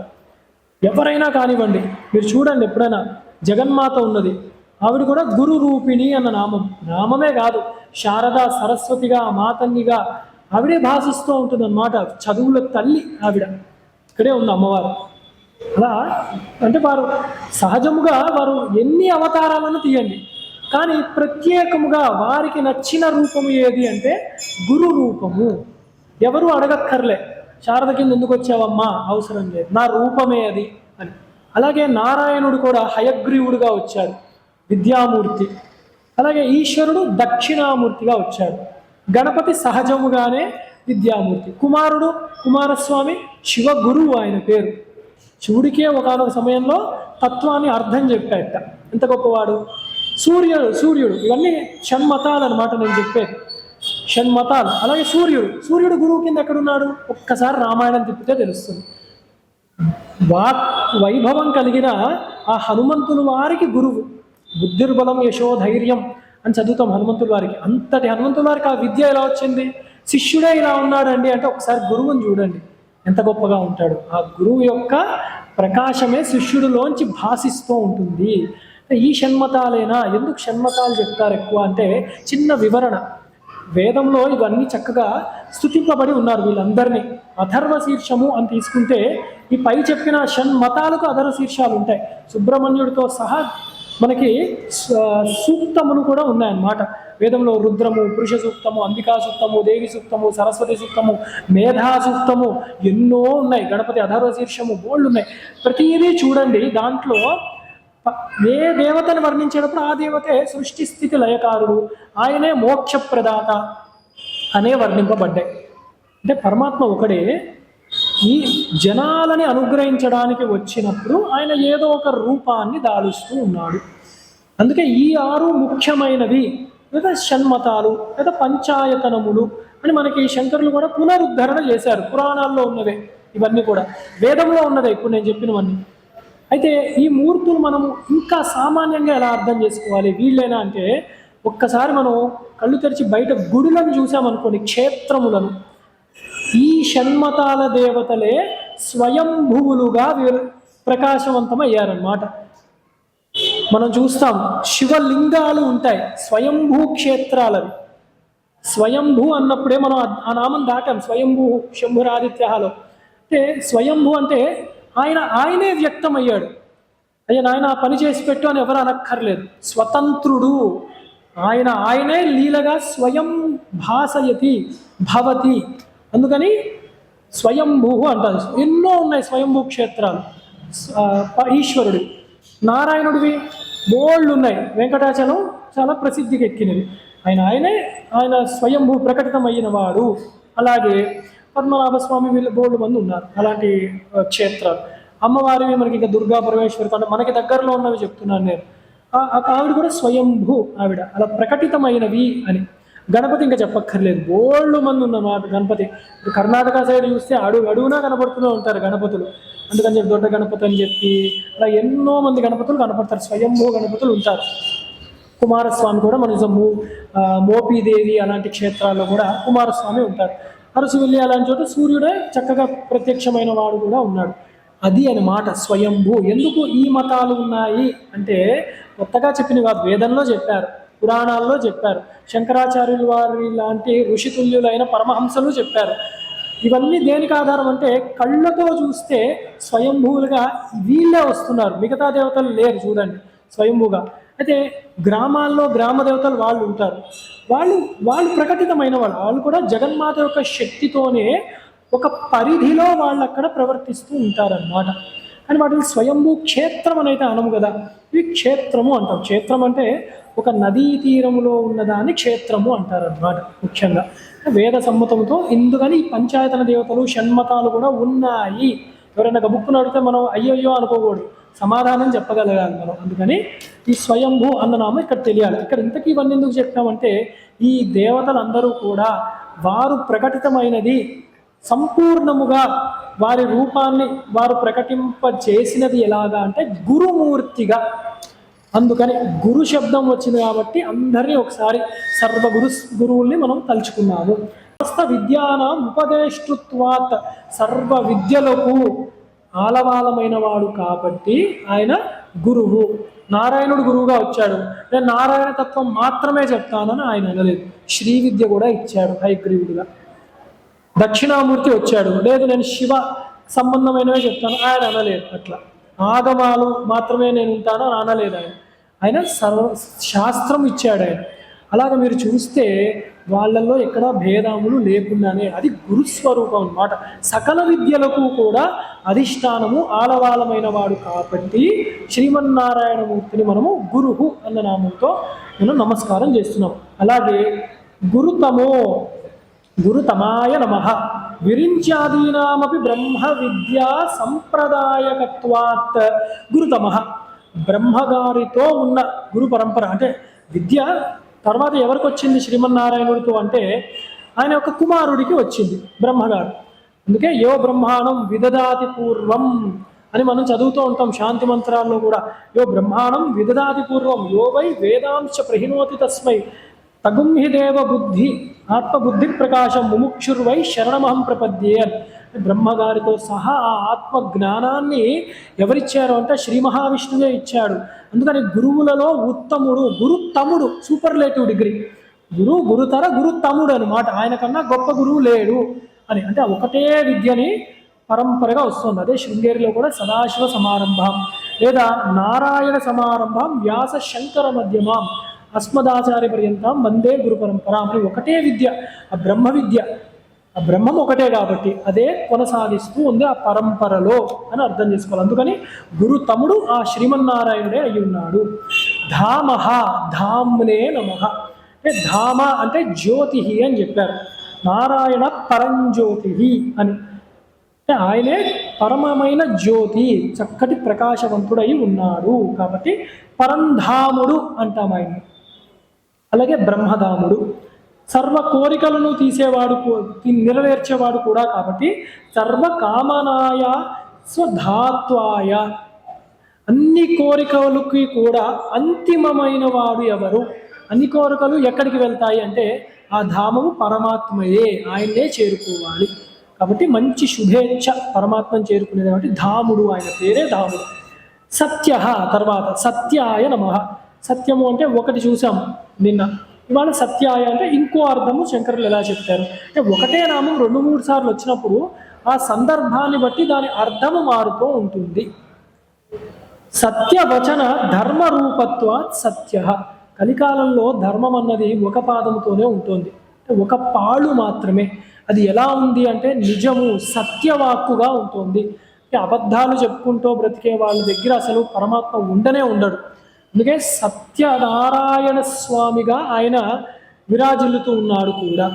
ఆయన్ని ఒప్పుకోలేదంటే వాళ్ళలో సత్యం కూడా ఉండదు. ఇదే ప్రమాదం అవుతుంది మనకి. సత్యము ఉండాలి మనిషిలో, మనిషి వాక్కులో నడవడిలో కూడా ఆర్జవము ఉండాలి. అందుకని సత్యము అన్న ధర్మస్వరూపముగానే సత్యం వద ధర్మం చర అంటున్నారు కదా, మొట్టమొదటి సత్యమే చెప్పారు. సత్యం పలకడమే ధర్మము, సత్యమేవ జయతే అని కూడా అంటున్నాం. కాబట్టి ఆ సత్యముగా అసలు ధర్మము నిలబడాలంటే ఆ స్వామి ఆ సత్యస్వరూపుడుగా ఉన్నాడు. అందుకని మనం సత్ వాక్కు సత్ ప్రవర్తనతో ఉండాలి. కాబట్టి సత్యుడు పరమాత్మ. అలాగే తస్మాత్ సత్యం పరం విందంతి అని ఇలా అనేకములు చెప్పారు. తర్వాత సత్య పరాక్రమ అన్న నామం కూడా ఆయనకి. సత్య పరాక్రమాయ నమః. సత్య అవితథా పరాక్రమో యస్య సహ. ఆయన పరాక్రమము ఎంత గొప్పది అంటే ఎవ్వరూ నిలబడలేరు. ఆయన ఒక సంకల్పము కనుక చేసి నేను ఫలానా వాణ్ణి సంహరిస్తాను, శిక్షిస్తాను అని ఇంకెవడో ఆపలేడు. సత్యవాక్కు. రామాయణం మనకి ప్రమాణం. అదే చెప్తారనమాట. ఒకవేళ రామచంద్రమూర్తి నిన్ను ఇలా శిక్షిస్తాడని నిర్ణయించుకుంటే ప్రమాదం. ప్రస్తుతానికి కూడా ఆయన ఎదురు చూస్తున్నాడు, ఇంకా కూడా నీవు చేసిన తప్పుని సరిదిద్దుకో అనే హెచ్చరిస్తారు హనుమంతుల వారు కూడా. అది అన్నమాట. ఒక్కసారి ఆయన నిర్ణయించుకున్నాడే ఇంకా రామో ధీర్ణాభిభాష. ఇక రెండో మాట లేదు ఆయనకి. సత్యభాషుడు కూడా. కాబట్టి ఆయన పరాక్రమము అలాంటిదే, వ్యర్థము కాని పరాక్రమం కలిగిన వాడు కాబట్టి సత్య పరాక్రముడు. అలాగే అనిమిష, ఇదో గొప్ప మాట. అనిమిషాయ నమః. నిత్య ప్రబుద్ధ స్వరూపత్వాత్ నిమిష సత్య మొదటి నిమిష సత్య పరాక్రమ. నిమిష నామం. నిమిష అంటే నిమిషాయ నమః. నిమీలితే యతో నేత్రే యోగ నిద్ర తస్య అతో నిమిష. యోగ నిద్రలో ఉంటాడు శ్రీమన్నారాయణమూర్తి ఎప్పుడు.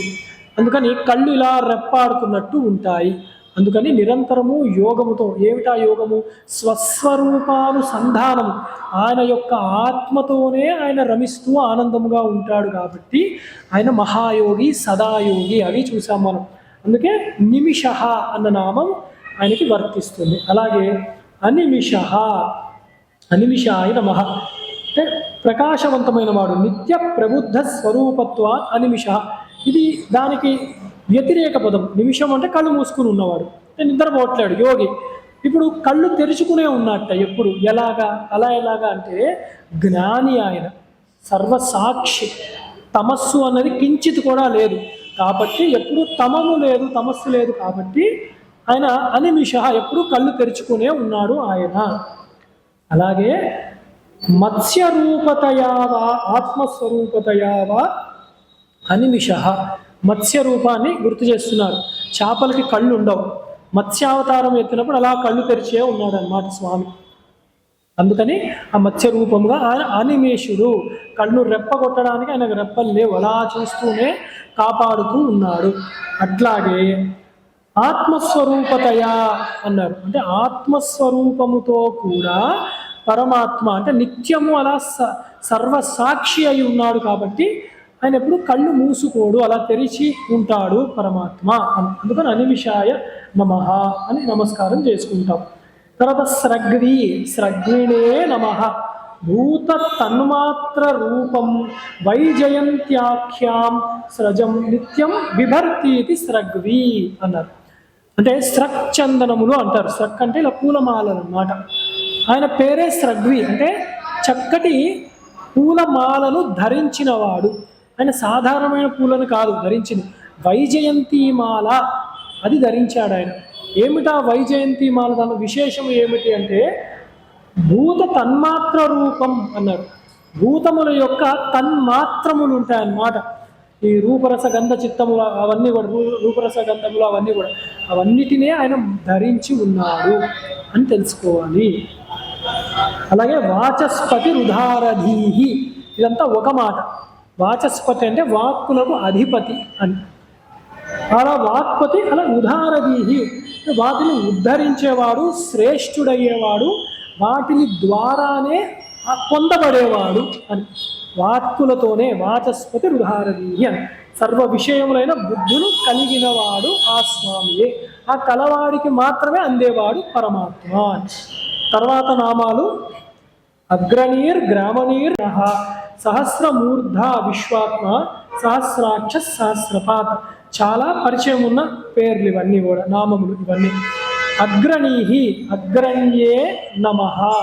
అగ్రం ప్రకృష్టం పదం నయతి ముముక్షునిది అగ్రణీహి అని. ముందుకి తీసుకెళ్లేవాడు, ఎప్పుడు కూడా పై స్థాయికి తీసుకెళ్ళేవాడు. అగ్రము అంటే పైన స్థాయి. ఏమిటా పైన స్థాయి అంటే ధర్మ అర్థ కామ మోక్షములలో పైనది మోక్షమే గొప్పగా చెప్పబడి ఉన్నది. ఆ మోక్షాన్నే చేర్చేవాడు కాబట్టి ముముక్షువులకి ఏది గొప్పదంటే మోక్షమే. ఆ మోక్షానికే తీసుకెళ్లేవాడు కాబట్టి అగ్రణీహి అన్న నామము స్వామికి చెప్పబడింది. అలాగే గ్రామణీహి గ్రామణ్యే నమః భూతగ్రామస్య నేతృత్వ గ్రామణి అంటే సకల భూతముల యందు శ్రేష్ఠుడు ఆయన. అలాగే నేత నేత అంటే లీడర్ అన్నమాట, తీసుకెళ్లేవాడు దగ్గరని. సర్వభూతములలో కూడా ఆయన ఏ భూతముగా వచ్చినా, సింహముగా వస్తే నారసింహం, మత్స్యముగా వస్తే మహామత్స్యము ఆయన, వరాహముగా వస్తే శ్వేతవరాహము మహావరాహము, అలాగా ఏ భూతముగా వస్తే దానిలో శ్రేష్ఠుడై ఉన్నాడనమాట. అందుకని గ్రామణీహి వాళ్ళని తీసుకెళ్లే చక్కటి వాదనలు ఉంటాయి, వాదించుకుంటారు, కానీ ప్రమాణం అన్నది ఉండాలి. దానికే శాస్త్రంలో న్యాయశాస్త్రము అని చెప్తారు. నోటికి వచ్చినట్టు వాదించకూడదు, దానికంటే ఒక పద్ధతి ఉంటుందన్నమాట. ఒక సమము ఉంటుంది, సమూచి అంటారు కదా, సమూచి అంటే తగిన వాళ్ళు ఉండాలి. ఎవరు పడితే వాళ్ళతో మనము వాదించము. అందుకని న్యాయము, ఆ న్యాయస్వరూపంగా పరమాత్మయే అన్నాడు. తర్కముగా ఆయనే ఉన్నాడు. తర్కము చేయండి. ఎలా చేయాలి? దుస్తర్కాత్ సువిరమ్యతాం శృతిమతస్తర్కోనుసంధీయతాం. శంకరాచార్యులు వారు చెప్పారు, పిచ్చి పిచ్చి వాదన చెప్పొద్దు. నువ్వెంత, నువ్వు నా పెన్సిల్ దొబ్బేశావు, నేను నీ రబ్బర్ దొబ్బేశాను, నువ్వు నా అప్పుడు కొట్టావు, నేను ఇప్పుడు కొట్టాను, నువ్వు నా మీద నీళ్ళు వంపేశావు, నీ మీద నేను అన్నం వంపేశాను. ఇలా ఉన్నాయి మన వాదనలు. ఇప్పుడు చూస్తే చిన్న పిల్లలు కూడా అలా చేయరు అనుకుంటా, ఒక కొంచెం మనస్థితి వస్తే. అలా అది దుస్తర్కములు, ఎప్పటికీ ప్రయోజనం లేని తర్కములు, అవన్నీ వ్యర్థ తర్కములు అన్నమాట. అలా తర్కం చేసే వాళ్ళు ఏం చేస్తారు? మీ సిద్ధాంతంలో ఇది ఉంది, మీ సిద్ధాంతంలో ఇది ఉంది. వాడు ఆ సిద్ధాంతం చదివి అనట్లేడు, నేర్చుకోవాలన్న భావనతో అనట్లేడు, కుబుద్ధితో తీస్తున్నారు వాళ్ళు. అందుకే మంచి పుస్తకాలు అందట్లేదు. జగద్గురువులు ఒకసారి చెప్పారు వేదిక మీద. ఏం చెప్పారంటే, ఒక నీచుడు ఉన్నట్ట, వాడు వచ్చి ఏమన్నాడు? మీ భాగవతంలోనే దేవుడు ఉన్నారన్నారు, మీ భాగవతంలోనే దేవుడు లేడన్నారు, అందుకే నేనేం చదవనండి అన్నారు. భాగవతంలో దేవుడు లేడా? అది ఎవరన్నారంటే హిరణ్యకశిపుడు చెప్పలేదా దేవుడు లేడని అన్నాడు. ఎవరి నాయన, ఇన్నిసార్లు దేవుడు ఉన్నాడని చెప్తే నీకు అది చెవికి ఎక్కలేదు, ఎక్కడో దేవుడు లేడని రాక్షసుడు అన్న మాట పట్టుకున్నావే, ఇది ఎక్కడిది దారుణము అని. అలా ఉన్నారు ఇప్పుడు. అసలు ప్రామాణికమైన పుస్తకాలు వద్దు, ప్రామాణికమైన మనుషులు వద్దు, వీళ్ళకి అనుగుణంగా తీసిన పుస్తకాలు చెప్తారు. అది దుస్తర్కం అవుతుంది. మరి ఎలా తర్కం చేయాలి? శృతిమతస్తర్కోను సంధీయతాం. శృతులు ప్రమాణము, స్మృతులు ప్రమాణము, అవి పెట్టి మాట్లాడాలి. అప్పుడు తేలిపోతుంది సిద్ధాంతం ఎవరిది అని. లేకపోతే ఉభయభ్రష్టత్వం వస్తుంది. నేను నా సిద్ధాంతం చదవకుండా వేరే సిద్ధాంతంలో దుమ్ము పోస్తూ ఉంటా. ఆ సిద్ధాంతం మీద హేయ భావనే, మంచి భావన లేదు కాబట్టి అది ఎలాగూ భాషించదు నాకు. అవతల వాడి సిద్ధాంతం మీద దుమ్ము పోసే ప్రయత్నంలో నా సిద్ధాంతాన్ని నేర్చుకోవట్లేదు. అప్పుడు ఏమవుతుంది? ఉభయభ్రష్టత్వం అవుతుంది అన్నమాట. అందుకని శృతిమతస్తర్కోను సంతే, ఎప్పుడు శృతులు చెప్పేదే మనము తర్కము అన్నది నేర్చుకోవాలి. దానికి తర్కశాస్త్రం ఉంది. మళ్ళీ ఆ పుస్తకం నేను తీసి చదువుతా అంటే కాదు, గురు పరంపరగా ఆ శాస్త్రం వచ్చిన వాళ్ళకి న్యాయము, తర్కము, వైశేషికము, మీమాంస, వేదాంతము, యోగము చక్కగా నేర్చుకోవాలి, అభ్యాసం చేయాలి. అలాంటి వాడికి తెలుస్తుంది అన్నమాట. అప్పుడు తెలిసేది ఏమిటి అంటే మౌన వ్యాఖ్య ప్రకృత పరబ్రహ్మతత్వం యువానం అని. జ్ఞానము మౌనమే శ్రేష్టమని తెలుస్తుంది అన్నమాట. అందుకని చెయ్యండి న్యాయము. న్యాయస్వరూపంగా పరమాత్మే ఉన్నాడు, కానీ సత్ప్రవర్తతో మాత్రమే ఉన్నాడు. చక్కటి శృతి సంబంధమైన, మనం జగద్గురువులు చూసాం, ఇక్కడ కూడా చక్కగా శాస్త్ర సభలు నిర్వహిస్తూ ఉంటారు. అక్కడ తర్కం ప్రయోగిస్తూ ఉంటారు. ఈ శాస్త్రంలో ఇట్లా చెప్పబడింది, ఎలా చెప్తారు మీరు? ఇప్పుడు వారు మళ్ళీ సమాధానం చెప్తారు, అక్కడ ఉన్నవారు మళ్ళీ ఇంకో ప్రశ్న వేస్తారు. అది ఆ రూపంలో కూడా విద్య భాషిస్తోంది అంటే ఆ శ్రీమన్నారాయణుడే, గోవిందుడే వాక్కులకు అధిపతి కాబట్టి అలా అర్థం చేసుకోవాలి శాస్త్రాన్ని, సమ్మతాన్ని ఎప్పుడు కూడా. తర్వాత నేతాహ, నేత్రే నమః. మళ్ళీ నేత అంటే నియంత్రించేవాడు, నడిపించేవాడు. శంకర్లు అన్నారు ఇక్కడ జగత్ యంత్ర నిర్వాహకో నేతాహ. ఈ జగత్ అన్న యంత్రాన్ని తిప్పుతూ ఉంటాడు ఆయన, అందుకు నేత అని చెప్పి. అన్నిటికీ కాలం ఉంది కదా, ఏ కాలము ఎప్పుడు రావాలి ఆయనకే తెలుసు, అది ఒక యంత్రం అన్నమాట. అలాగే సమీరణ, సమీరణాయ నమః అని. అంటే శ్వసన రూపేణ భూతాని చేష్టయతి ఇది సమీరణ. సమీర్ అని పేరు పెట్టుకుంటూ ఉంటారు. ఏమిటి అంటే అది వాయువుకి పేరు. అది చక్కటి చల్లగాలికి సమీరములు అంటారు అన్నమాట. తెలుగులో కూడా అదే నామం. చక్కగా ఊపిర్ల రూపంలో ఆయన ఊపిర్ల రూపంలో ప్రాణవాయువుగా ఉన్నవాడు కాబట్టి ఆయన సమీరణ అన్న నామంతో ఆ శ్రీ మహావిష్ణువే చెప్పబడుతూ ఉన్నాడు. ప్రాణం లేకపోతే శరీరం లేదు. గతవతి వాయో దేహాపాయే శంకరులు అన్నారు. అందుకని ఆ ప్రాణాన్ని నిలబెట్టేవాడు స్థిరుడు కాబట్టి లోపలే ఉన్నాడు కాబట్టి ప్రాణస్వరూపంగా ఆ స్వామియే ఉన్నాడు అని. అలాగే సహస్రమూర్ధనే నమః.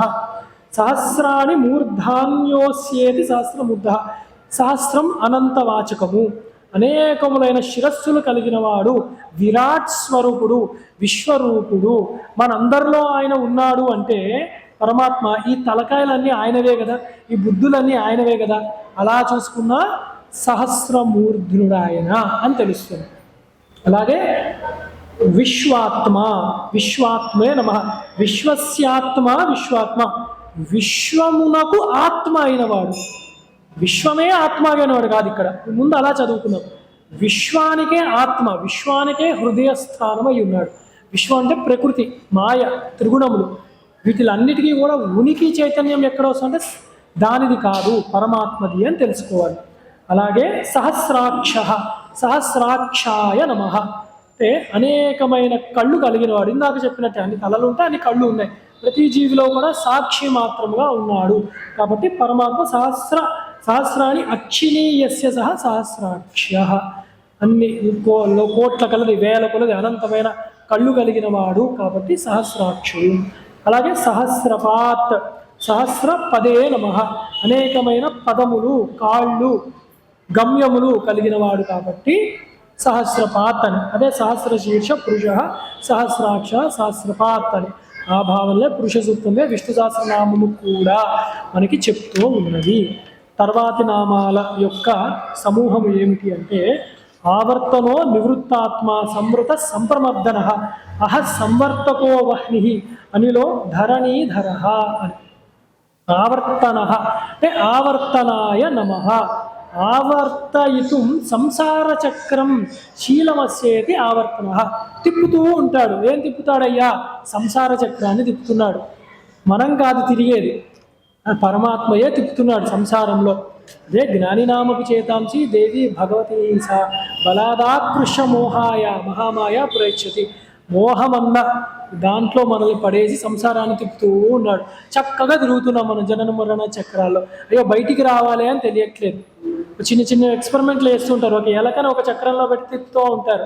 అది అలా నడుస్తూ ఉంటే అది ఎనర్జీ నడుస్తూ ఉంటుంది అన్నమాట. ఎనర్జీ ప్రొడ్యూస్ అవుతూ ఉంటుంది. మనం ఇలాగే చేస్తున్నాం. ప్రకృతికి మనం ఎనర్జీని ఇస్తూ ఉన్నాం అన్నమాట. మనం అందుకని అలాగే పశువుల్లాగే ఉంటున్నాం. పశు బంధనంతో తిప్పేది స్వామి, పశుపతి ఆయన. మరి ఆయన ఆగాలంటే ఎలాగా? తిప్పేవాడే ఆపమని చెప్పాలి. మనం ఆ రంగుల రాట్నం ఎక్కాము, అక్కడ ఎక్కేసరికి కళ్ళు తిరిగాయి దెబ్బకి. అప్పటి వరకు బాగానే తిరిగాము. 4 చుట్టూ చేసి కళ్ళు తిరిగాయి. బాబు ఆపని అది ఎవరు ఆన్ చేశారో వాడినే అడగాలి. అందుకనే నాయన ఇంకా చాలు, ఈ సంసార భ్రమణ పరితాపోపశమనం కావాలి నాకు అని ఆ భగవానునే ప్రార్థించాలి. అలాగే నివృత్తాత్మనే నమః. సంసార బంధాన్ నివృత్త ఆత్మ స్వరూప అస్యేతి నివృత్తాత్మ. నివృత్తి మార్గము, ప్రవృత్తి మార్గం అని 2 ఉంటాయి. ప్రవృత్తి అంటే పైన ఇవన్నీ అవే సంసారంలో ఉండేది.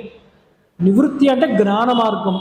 ఈ సంసార బంధము నుంచి ఇంకా నివృత్తి, ఆపేయడము, ఆత్మస్వరూపాన్ని తెలియజేసేవాడు ఎవరు అంటే స్వామియే, ఆ పరమాత్మయే అయినాడు. అందుకే నివృత్తాత్మగా పరమాత్మనే చేరుకుంటున్నాం మనం. బ్రహ్మవిత్ బ్రహ్మైవ భవతి అగైన్ మళ్ళీ అదే తెలుసుకుంటున్నాం. తర్వాత సంవృతాయ నమః అంటే ఆచ్ఛాదికాయ అవిద్యయా సంవృతత్వాత్. సంసార బంధనంలో ఉన్నాము. ఎలా ఉన్నాము? పరమాత్మ తెలియట్లేడే అంటే ఆచ్ఛాదన కప్పిబడి ఉంది. ఒక పొగ మంచు లాంటిది ఆవరణ కప్పిబడి ఉంది. ఎవరండి కప్పింది అంటే అది ఆయనే అయ్యా.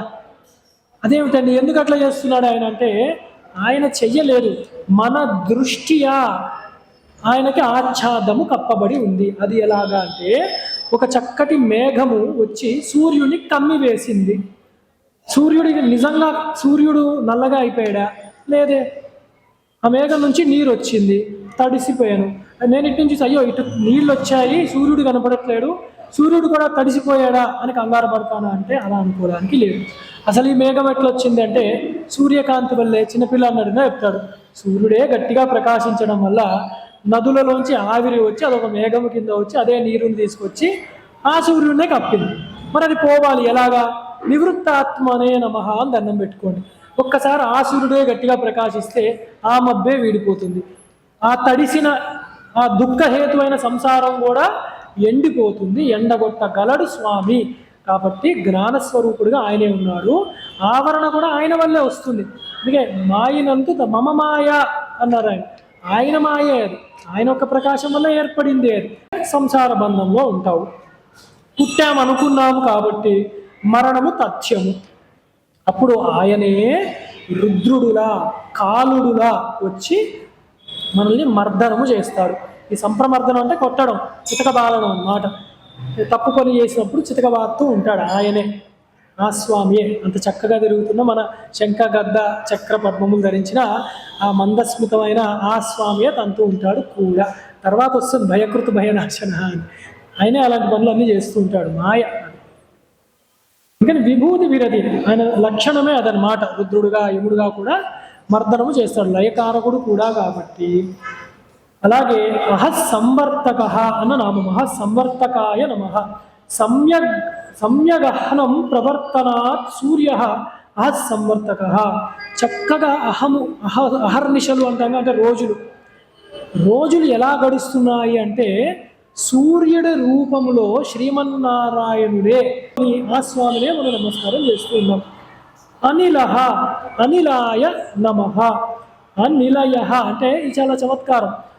అనిలుడు అంటే ఎక్కడ ఆయనకి నిలయము లేదుట, అనిలయ అన్నారు. నిలయం ఎక్కడ నివాసం లేదు. ఎందుకు? ఇది ఆయన నివాసం అని చెప్పలేమండి. ఎక్కడైనా ఉంటాడు, అన్ని చోట్ల ఉన్నాడు ఆయన, అంతటా వ్యాపించి ఉన్నాడు. ఇందుగలడు అందులేడని సందేహం వలదు. కాబట్టి ఆయన అనిలుడు అని ఒక అర్థం. అలాగే అనాదానాద్వా ఆనందద్వా అనిలహ అంటే అనాది, ఆయన ఎప్పటి నుంచో ఉన్నాడు. కాలము దేశము సృష్టించక ముందర ఉన్నదే ఆయనే. మరి ఆయన ప్రదేశము లేనప్పుడు కూడా ఉన్నాడు కాబట్టి అనిలుడు ఆయన. మరి ఆయన ఎక్కడున్నాడు? ఫలానా వారు భాగ్యనగరంలో ఉన్నారు. ఎలా చెప్తున్నాం? భాగ్యనగరం అన్న గిరి ఉంది కాబట్టి చెప్తున్నాం. పరిధి, ఆయనకి పరిధి లేదు కాబట్టి అనిలుడు ఆయన. ఇంత గొప్పవాడు పరమాత్మ. అలాగే ధరణీధర అన్న నామం. ధరణీధరాయ నమః. ధరణి అంటే భూమి ధరించేవాడు. అనేకమైన సార్లు భూమి ధరించారు అని చెప్తారు. భూమి అంటే వేదమే, భూమి అంటే మనందరము కూడా, మనందరినీ ఉద్ధరించాడు. ఇక్కడ ఏం చెప్తున్నారు అంటే శేషరూపేణ వరాహ రూపేణ చ ధరణీం దత్తాం ఇది ధరణీధర. ఆదిశేషు రూపంతో కూడా ఆయన భూమిని ధరిస్తూ ఉన్నాడు. వరాహ రూపంలో కూడా భూమిని ఉద్ధరిస్తూ ఉన్నాడు. వరాహస్వామి యొక్క ఉపాసన చాలా గొప్పది. ఈ కాలంలో తక్కువ మందికి తెలుసు కాబట్టి మనం అందుకే వరాహక్షేత్రం, వరాహస్వామిని శంకరాచార్యులు వారు ఎక్కువగా ఉటంకిస్తారు. మీరు గమనించండి, భాష్యంలో కూడా అనేకమైన సార్లు భూమి ఉద్ధరించారు గోవిందుడు అన్నప్పుడు కూడా వరాహస్వామిని అంటూ ఉంటారన్నమాట. అలాగే సంసారం నుంచి నన్ను అవిద్యానాం అంతస్థిమిరమిర ద్వీపనగరి జడానాం చైతన్య స్తబక మకరంద శృతిజరి దరిద్రాణం చింతామణిగుణనిక జన్మజలదౌ నిమగ్నానాం దంష్ట్రా మురరిపు వరాహస్య భవతి. సౌందర్యలో కూడా అదే చెప్పారు. ఆ వరాహుడు భూమిని ఎలా ఉద్ధరించాడో, ఈ జనన మరణ సంసార సముద్రం నుంచి నన్ను ఆ కోరల నుంచి ఎత్తమ్మా అని దండం పెట్టుకున్నాడు. అంత గొప్పది జ్ఞానమూర్తి, అది యజ్ఞమూర్తి, యజ్ఞవరాహం. అది ఆ స్ఫురణ ఉండాలి వరాహం అంటే. అందుకే ధరణీధరుడు ఆయన. తర్వాత ఇవాళకి ఆఖరి సమూహము చెప్పుకుందాము. సుప్రసాద ప్రసన్నాత్మ విశ్వదృగ్విశ్వభుగ్విభు సత్కర్త సత్కృత సాధు జహ్నుర్నారాయణో నరః. చక్కగా ఈ పిల్లలతో కూడా చదివిస్తే నాలుక బాధ తిరుగుతుంది. నాలుగు బాధ తిరుగుతుందంటే మెదడు చురుకుతనం పెరుగుతూ ఉంటుంది అన్నమాట. అందుకని ఇలాంటివన్నీ చదివిస్తూ ఉండాలన్నమాట. అంత చదవలేరు, ఏదో ఒక గుత్తి పట్టుకోండి, అదే ఒక 10 సార్లు చదివించండి. ఆ రోజు చాలండి. మా అమ్మ అలాగే నేర్పించింది మాకు. అంత చదవలేమని రోజు 10 విష్ణు సహస్రనామ శ్లోకాలు చదవాలి అంతే. తర్వాత 11 నుంచి 20, 21 నుంచి 30. చిన్నప్పటి నుంచి అర్థం తెలియకపోయినా మా అమ్మ అదే చదివించేది. అర్థం అడగలేదు నేను కూడా. అలాగే ఇప్పుడు చాలా దేవుడి దయ అనమాట. చెప్పుకుంటుంటే ఇంత ఉన్నదా అని ఆనందం అనమాట. అందుకని అలా చిన్నప్పటి నుంచి తల్లులందరూ కూడా, తండ్రులు కూడా ఆ సంకల్పం చేస్తే మంచిది. అందరూ చిన్నపిల్లలమే, అది గుర్తుపెట్టుకోవాలి. మళ్ళీ వయసు అయిపోయింది అనుకోకూడదు. జ్ఞానము రాని స్థితి వరకు బాలులమే మనము. బాల శబ్దానికి అది కూడా ఉంది. అవిద్యలో ఉన్నవాడందరినీ బాలులమే అంటారు. అందుకని అందరము కూడా చదువుకుంటూ ఉండాలి. తర్వాతది సుప్రసాద. సుప్రసాదాయ నమః. శోభన ప్రసాదో యస్య అపకారక తామస్సి శిశుపాలాదీనా మోక్ష ప్రదాతృత్వాది సుప్రసాద. ఎంత గొప్ప భాష్యం అండి, ఎంత గొప్ప భాష్యం అసలు. సుప్రసాద అంటే మామూలు మాట, మంచిగా ఇచ్చేవాడు. ఏమిటయ్యా మంచిగా ఇచ్చేది అంటే శంకరులు చెప్పారు, శిశుపాలుడు లాంటి దుర్మార్గులకు కూడా తప్పుల మీద తప్పులు చేస్తుంటే అవకాశాలు ఇచ్చాడయ్యా స్వామి. ఇచ్చి అక్కడితో వదలలేదు. తెలియకైనా కూడా నా పేరే తలుచుకున్నాడు కాబట్టి తనలోనే కలుపుకున్నాడయ్యా. అంతకంటే ఏమిస్తాడయ్యా స్వామి అని శంకరులు ఇచ్చారు. అంతకంటే గొప్పగా ఎవరైనా వర్ణించగలరా అసలు సుప్రసాదుడు అని. అందుకే మనం చెప్తాం కదా, శత్రువుల్ని కూడా కొందరు ప్రేమ భావంతో, కొందరు శత్రుత్వ భావంతో, కొందరు బంధుత్వ భావంతో ఎలా చూసుకున్నా కూడా ఆయన తరింపజేస్తాడు. సుప్రసాద అన్న నామము అని శంకరుల వల్లనే అవుతుందన్నమాట. విష్ణువుని వర్ణించాలన్నా, అమ్మవారిని వర్ణించాలన్నా, ఈశ్వరుని వర్ణించాలని, ఇంకా వేరే వాళ్ళ కాదు. అంత గొప్పవాడు సుప్రసాదుడు ఆ శ్రీమన్నారాయణుడు.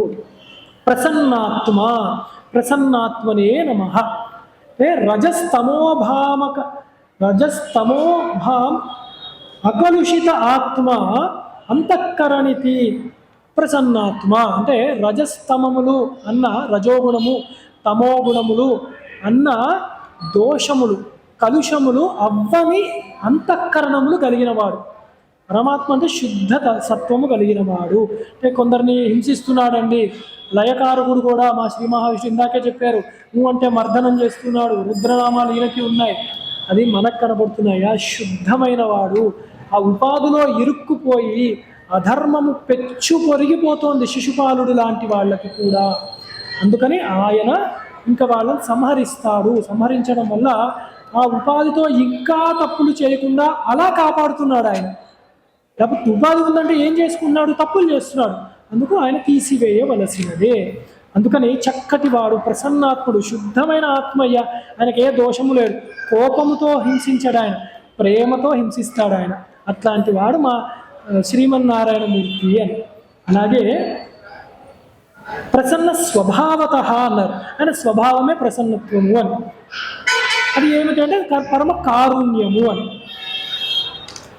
తర్వాత విశ్వధృక్, విశ్వధృషే నమః. విశ్వం ధృష్ణోతి ఇది విశ్వధృక్. ప్రపంచమంతా ఆక్రమించిపోయి ఉన్నవాడు పరమాత్మ. ఆయన లేని స్థలము లేదు. అందుకే ఎక్కడైనా ఒకానొక సమయంలో అనుకోకుండా గుడికి వెళ్ళలేకపోయాము. శరీరమే గుడి అని మర్చిపోకండి. దేహో దేవాలయ ప్రోక్తో జీవో దేవ సనాతన తజేద్ అజ్ఞాన నిర్మాల్యం సోహం భావేన పూజేత్. అలా అలవాటు చేశారు మన పూర్వులు అందరూ. ఈ శరీరమే దేవాలయం అయ్యా, లోపల జీవుడు అనుకున్నావా, అది పరమాత్మయే. మరి పూజ ఎందుకండి, నీకు ఇంకా జ్ఞానము రాలేదు కదా ఆ జీవుడు పరమాత్మ. అందుకని ఆ కలుషము, ఆ అజ్ఞానం పోవాలని చెప్పి నీవు పూజ చేయి. సోహం భావేన పూజే అహమిత్యేవ విభావయే భవానీ. అమ్మవారికి అదే చెప్పారు, అయ్యవారికి అదే చెప్పారు. అదేమిటి అంటే తత్వము ఒకటే, లింగ భేదాలు పరమాత్మకి లేవు. అందుకే నామాల్లో కొన్ని స్త్రీనామాలు వస్తున్నాయి, ప్రసన్నాత్మ అని. పురుషనామాలు వస్తున్నాయి, సుప్రసాద అని చెప్పి కూడా. రమా రమా అదే అన్నమాట భేదం, మీకు తెలియడానికి చెప్తున్నారు. అలాగే విశ్వభుక్, విశ్వభుజే నమః. విశ్వభుక్తే భునక్తి పాలయతీతివా విశ్వభుక్. అంతటా వ్యాపించిపోయి ఏమి చేయట్లేడంటే పాలిస్తున్నాడు, పరిపాలిస్తున్నాడు అన్నిటికీ పాలకుడుగా ఉన్నాడు, శాసకుడుగా ఉన్నాడు ఆ పరమాత్మయే అని. విభు అంటే విభవే నమః. హిరణ్య గర్భాది రూపేణ వివిధం భవతీతి విభు. ఇది ఒక గొప్ప నామం. ఏమిటి, అద్వైతానికి సంబంధించింది. అంటే ప్రస్ఫుటంగా తెలిసేది.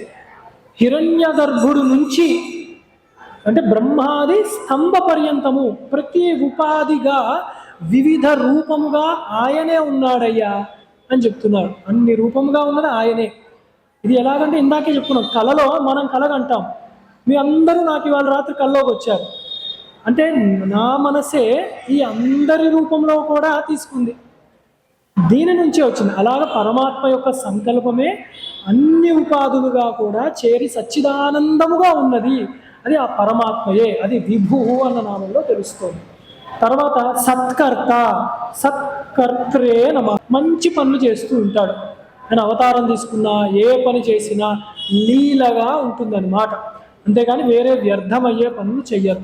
అందుకే ఆయన కూడా కృష్ణావతారం వస్తే ఈశ్వరుణ్ణి పూజించేగో పరమేశ్వరుని పూజించాలి తెలుసా అర్జున, పాశుపతం ఇస్తాడు నీకు అని చెప్పాడు ఆయన. రాముడి కింద వస్తే అగో రామేశ్వరం నువ్వు కట్టాలి, రాముడు వారు అలా నీ గురించి స్వయంభూగా వచ్చాడు అని అది చెప్తూ ఉంటాడు. అలాగే ఆయన శివుడుగా వస్తే హనుమంతుడు వారి రూపంలో రామ సేవ చేస్తూ ఉంటాడు ఆయన. ఇలాగా ఎన్ని విధాలుగా వచ్చినా కూడా ఆ పూజన కర్తృత్వం ఎలా కర్త, అందుకే సత్కరోతి పూజయతీతి సత్కర్త అని చెప్పారు శంకరులు. ఆ పూజించడము, ఆరాధించడము, సేవ చేయడము, ఆయనే స్వామిగా కనపడుతున్నాడు, ఆయనే బంటుగా కనపడుతున్నాడు. రెండుగా నేర్పించేది ఆ ఈశ్వరుడే అని తెలుసుకోవాలన్నమాట. అందుకు సత్కర్త. తర్వాత సాధుహు అంటే సాధవే నమః. న్యాయ ప్రవృత్తతయా సాధు, మంచి చేసేవాడు. సాధు అంటే మంచి చేసేవాడు, న్యాయముగా ఉంటాడన్నమాట ఆయన. అందుకని ఆయన సాధువు. అలాగే రుద్రంలో అధ్యవోచదది వక్త ప్రథమో దైవ్యో భిషక్ అని ఒక నామం. ఏమిటదంటే నీవు నిన్ను శరణు వేడి తప్పులు తెలుసుకున్న వాడికి నీవు వాళ్ళ తరపున ఉండి మంచి మాటలు కూడా చెప్తావయ్యా అని నామం అన్నమాట. అధ్యవోతది వక్త అంటే నీవు వాళ్ళ తరపున లాయర్వి అని చెప్తున్నారు, అంత మంచివాడవు నువ్వు అని చెప్తున్నారు. అదే ఇక్కడ న్యాయ సాధువు శబ్దంలో తెలుస్తుంది. అలాగే సాధయతీతివా సాధువు, ఏదైనా సాధించాలంటే ఆ స్వామి యొక్క అనుగ్రహంతోనే లభిస్తుంది తప్ప మన సంకల్పాలు కుదరవు. దేన్ని సాధిస్తాము? ఆ సిద్ధ అవస్థలో ఉన్నది మళ్ళీ ఆయనే అయ్యున్నాడు. తర్వాత జహ్నుహు.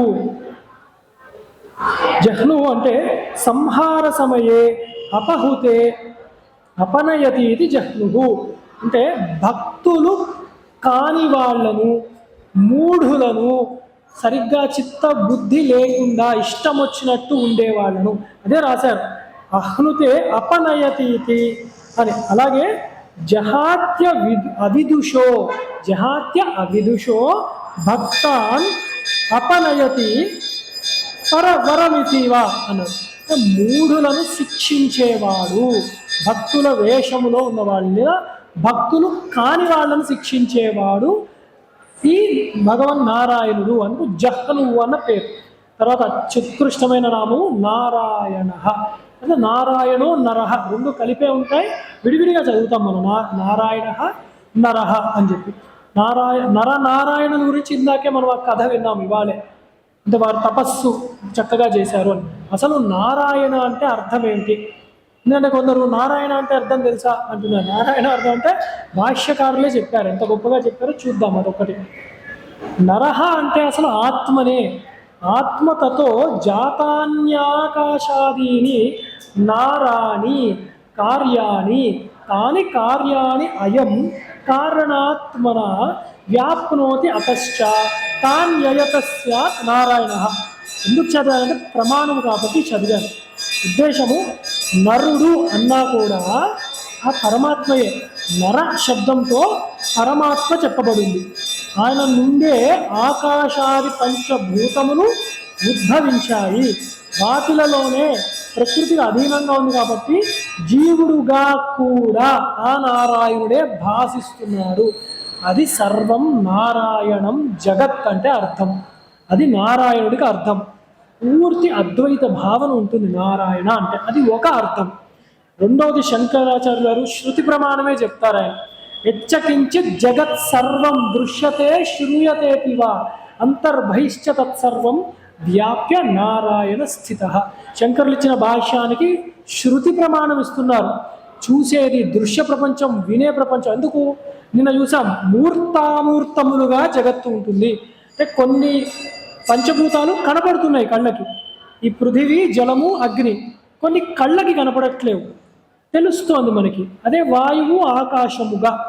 కానీ ఈ అన్నిటికీ కూడా దృశ్యతే శ్రూయతే పివ, ఈ అన్నిటికీ జగత్తుల్లో కూడా లోపల బయట కూడా అంతర్బహిశ్చ తత్ సర్వం వ్యాప్య నారాయణ స్థిత. నారాయణుడు మళ్ళీ అవేమి ఏమంటారు, బహువచనాలు లేవు, ఒక నారాయణుడే. అగ్నిలో నారాయణుడు, దీనిలో కాదు, అగ్నిలో నారాయణుడే, వీటిలో నారాయణుడే, కానీ ఒక నారాయణుడే అంతటా ఉన్నాడు. శృతి ప్రమాణం చెప్తోంది, అది శంకరుల యుక్తి. తర్వాత నరాజాతాని తత్వాని నారాయణీతి తతో విదుహు అని, ప్రళయములలో సర్వజీవులను కూడా జలమయము చేసి ముంచేసేవాడు కాబట్టి నారాయణుడు అన్న పేరు. అలాగే ఆపో నారా ఇతి ప్రోక్త ఆపో వై నరసూనవ తా యవస్యాయనం పూర్వం తస్మాన్ నారాయణ స్మృత అంటే నీరు సర్వము జలమయం అయిపోయి ఉంటుంది. అదేమిటి అంటే జలతత్వము, రసస్వరూపుడు స్వామి నీళ్ళల్లో ఆదిశేషుడు ఎందు ఉంటాడు. అదేం మా సాధారణమైన నీళ్ళు కాదు, సముద్రం అంటే ఉప్పు సముద్రం కాదు, పాల సముద్రం. అది పాలు అన్నప్పుడే స్వచ్ఛమైన శుద్ధమైన బ్రహ్మతత్వం. హంసనామం గుర్తు తెచ్చుకుంటే అట్లాంటి పాలు బ్రహ్మతత్వం యందు తేలుతున్నాడు, తెలుస్తున్నాడు, మనం చూడాలి. అలాంటి నీటి యందు తేలుతూ ఉన్నవాడు కాబట్టి నారములు నీళ్ళ యందు అయనము, ప్రయాణించేవాడు, ఉండేవాడు, ఉనికి ఉన్నవాడు కాబట్టి ఆయన్ని నారాయణుడు అంటున్నాడు. ఇంకా బోళ్ళు చెప్పారు, ఈ శరీరమే నారము, దాని యందు కదిలేవాడు నారాయణుడు అని కూడా చెప్పారు. ఇన్ని విధాలుగా నారాయణ శబ్దంతో ఆ స్వామి శ్రీ మహావిష్ణువునే ప్రార్థిస్తున్నాం. ఇవాల్టి ప్రవచనంలో ఆఖరి నామము నరహ, అంటే నరాయ నమః అని. నయతీతి నరహ, పైన ఒక అర్థం తెలుసుకున్నాం, నరహ అంటే కూడా పరమాత్మయే. ఇక్కడ రెండో అర్థం చెప్తున్నారు. నయతీతి నరహ ప్రోక్త పరమాత్మ సనాతన, అన్నిటినీ అనుభవించేవాడు, అన్నీ తెలుసుకునేవాడు, జ్ఞమాత్రముగా, జ్ఞాన రూపముగా, చిత్ రూపముగా, ప్రకాశ రూపముగా ఉన్నవాడు సనాతనుడు అయిన ఆ పరమాత్మయే. అందుకు ఆయన్ని నరహ అన్న నామంతో చెప్తున్నారు. నారాయణ స్మరణ కూడా చక్కగా ఇవాళ జరిగింది, అనేకమైన నామములు. ఒకసారి ఇంట్లో మీరు ఇవి చదువుకున్నప్పుడు మనసు తాదాత్మ్యాన్ని పొందుతుందన్నమాట. జలస్వరూపం అన్నప్పుడు ఇంకొక అర్థం ఏమిటి అంటే రసోవై సహా అంటారు నారాయణుని. ఆ రసస్వరూపం ఆనంద స్వరూపం అన్నమాట. అందుకని ఆనంద స్వరూపంగా ఉన్నదే పరమాత్మ. ఏమిటి ఆనందం అంటే సచ్చిదానందము అని తెలుసుకుంటూ సర్వం శ్రీ కృష్ణార్పణమస్తు. ఒక్కసారి స్వామి యొక్క నామముని తలుచుకుందాం. మొదట చేయలేదు కాదు. శ్రీరామ జయ రామ జయ జయ రామ, శ్రీరామ జయ రామ జయ జయ రామ, శ్రీరామ జయ రామ జయ జయ రామ. నమః శంకరాయ, నమః శంకరాయ, నమః శంకరాయ. శారదే పాహి మాం శంకర రక్ష మాం, శారదే పాహి మాం శంకర రక్ష మాం, శారదే పాహి మాం శంకర రక్ష మాం. ధర్మస్య జయోస్తు అధర్మస్య నాశోస్తు, ప్రాణిషు సద్భావనాస్తు, విశ్వస్య కళ్యాణమస్తు. హరయే నమః, హరయే నమః, హరే నమః. శృతి స్మృతి పురాణ నామాలయం కరుణాలయం నమామి భగవత్పాదం శంకరం లోకశంకరం. సదాశివ సమారంభాం శంకరాచార్య మధ్యమాం అస్మదాచార్య పర్యంతాం వందే గురు పరంపరాం. హర నమః పార్వతీపతే, హర హర మహాదేవ. శాంతి శాంతి శాంతి. స్వస్తి. మహాదేవ్.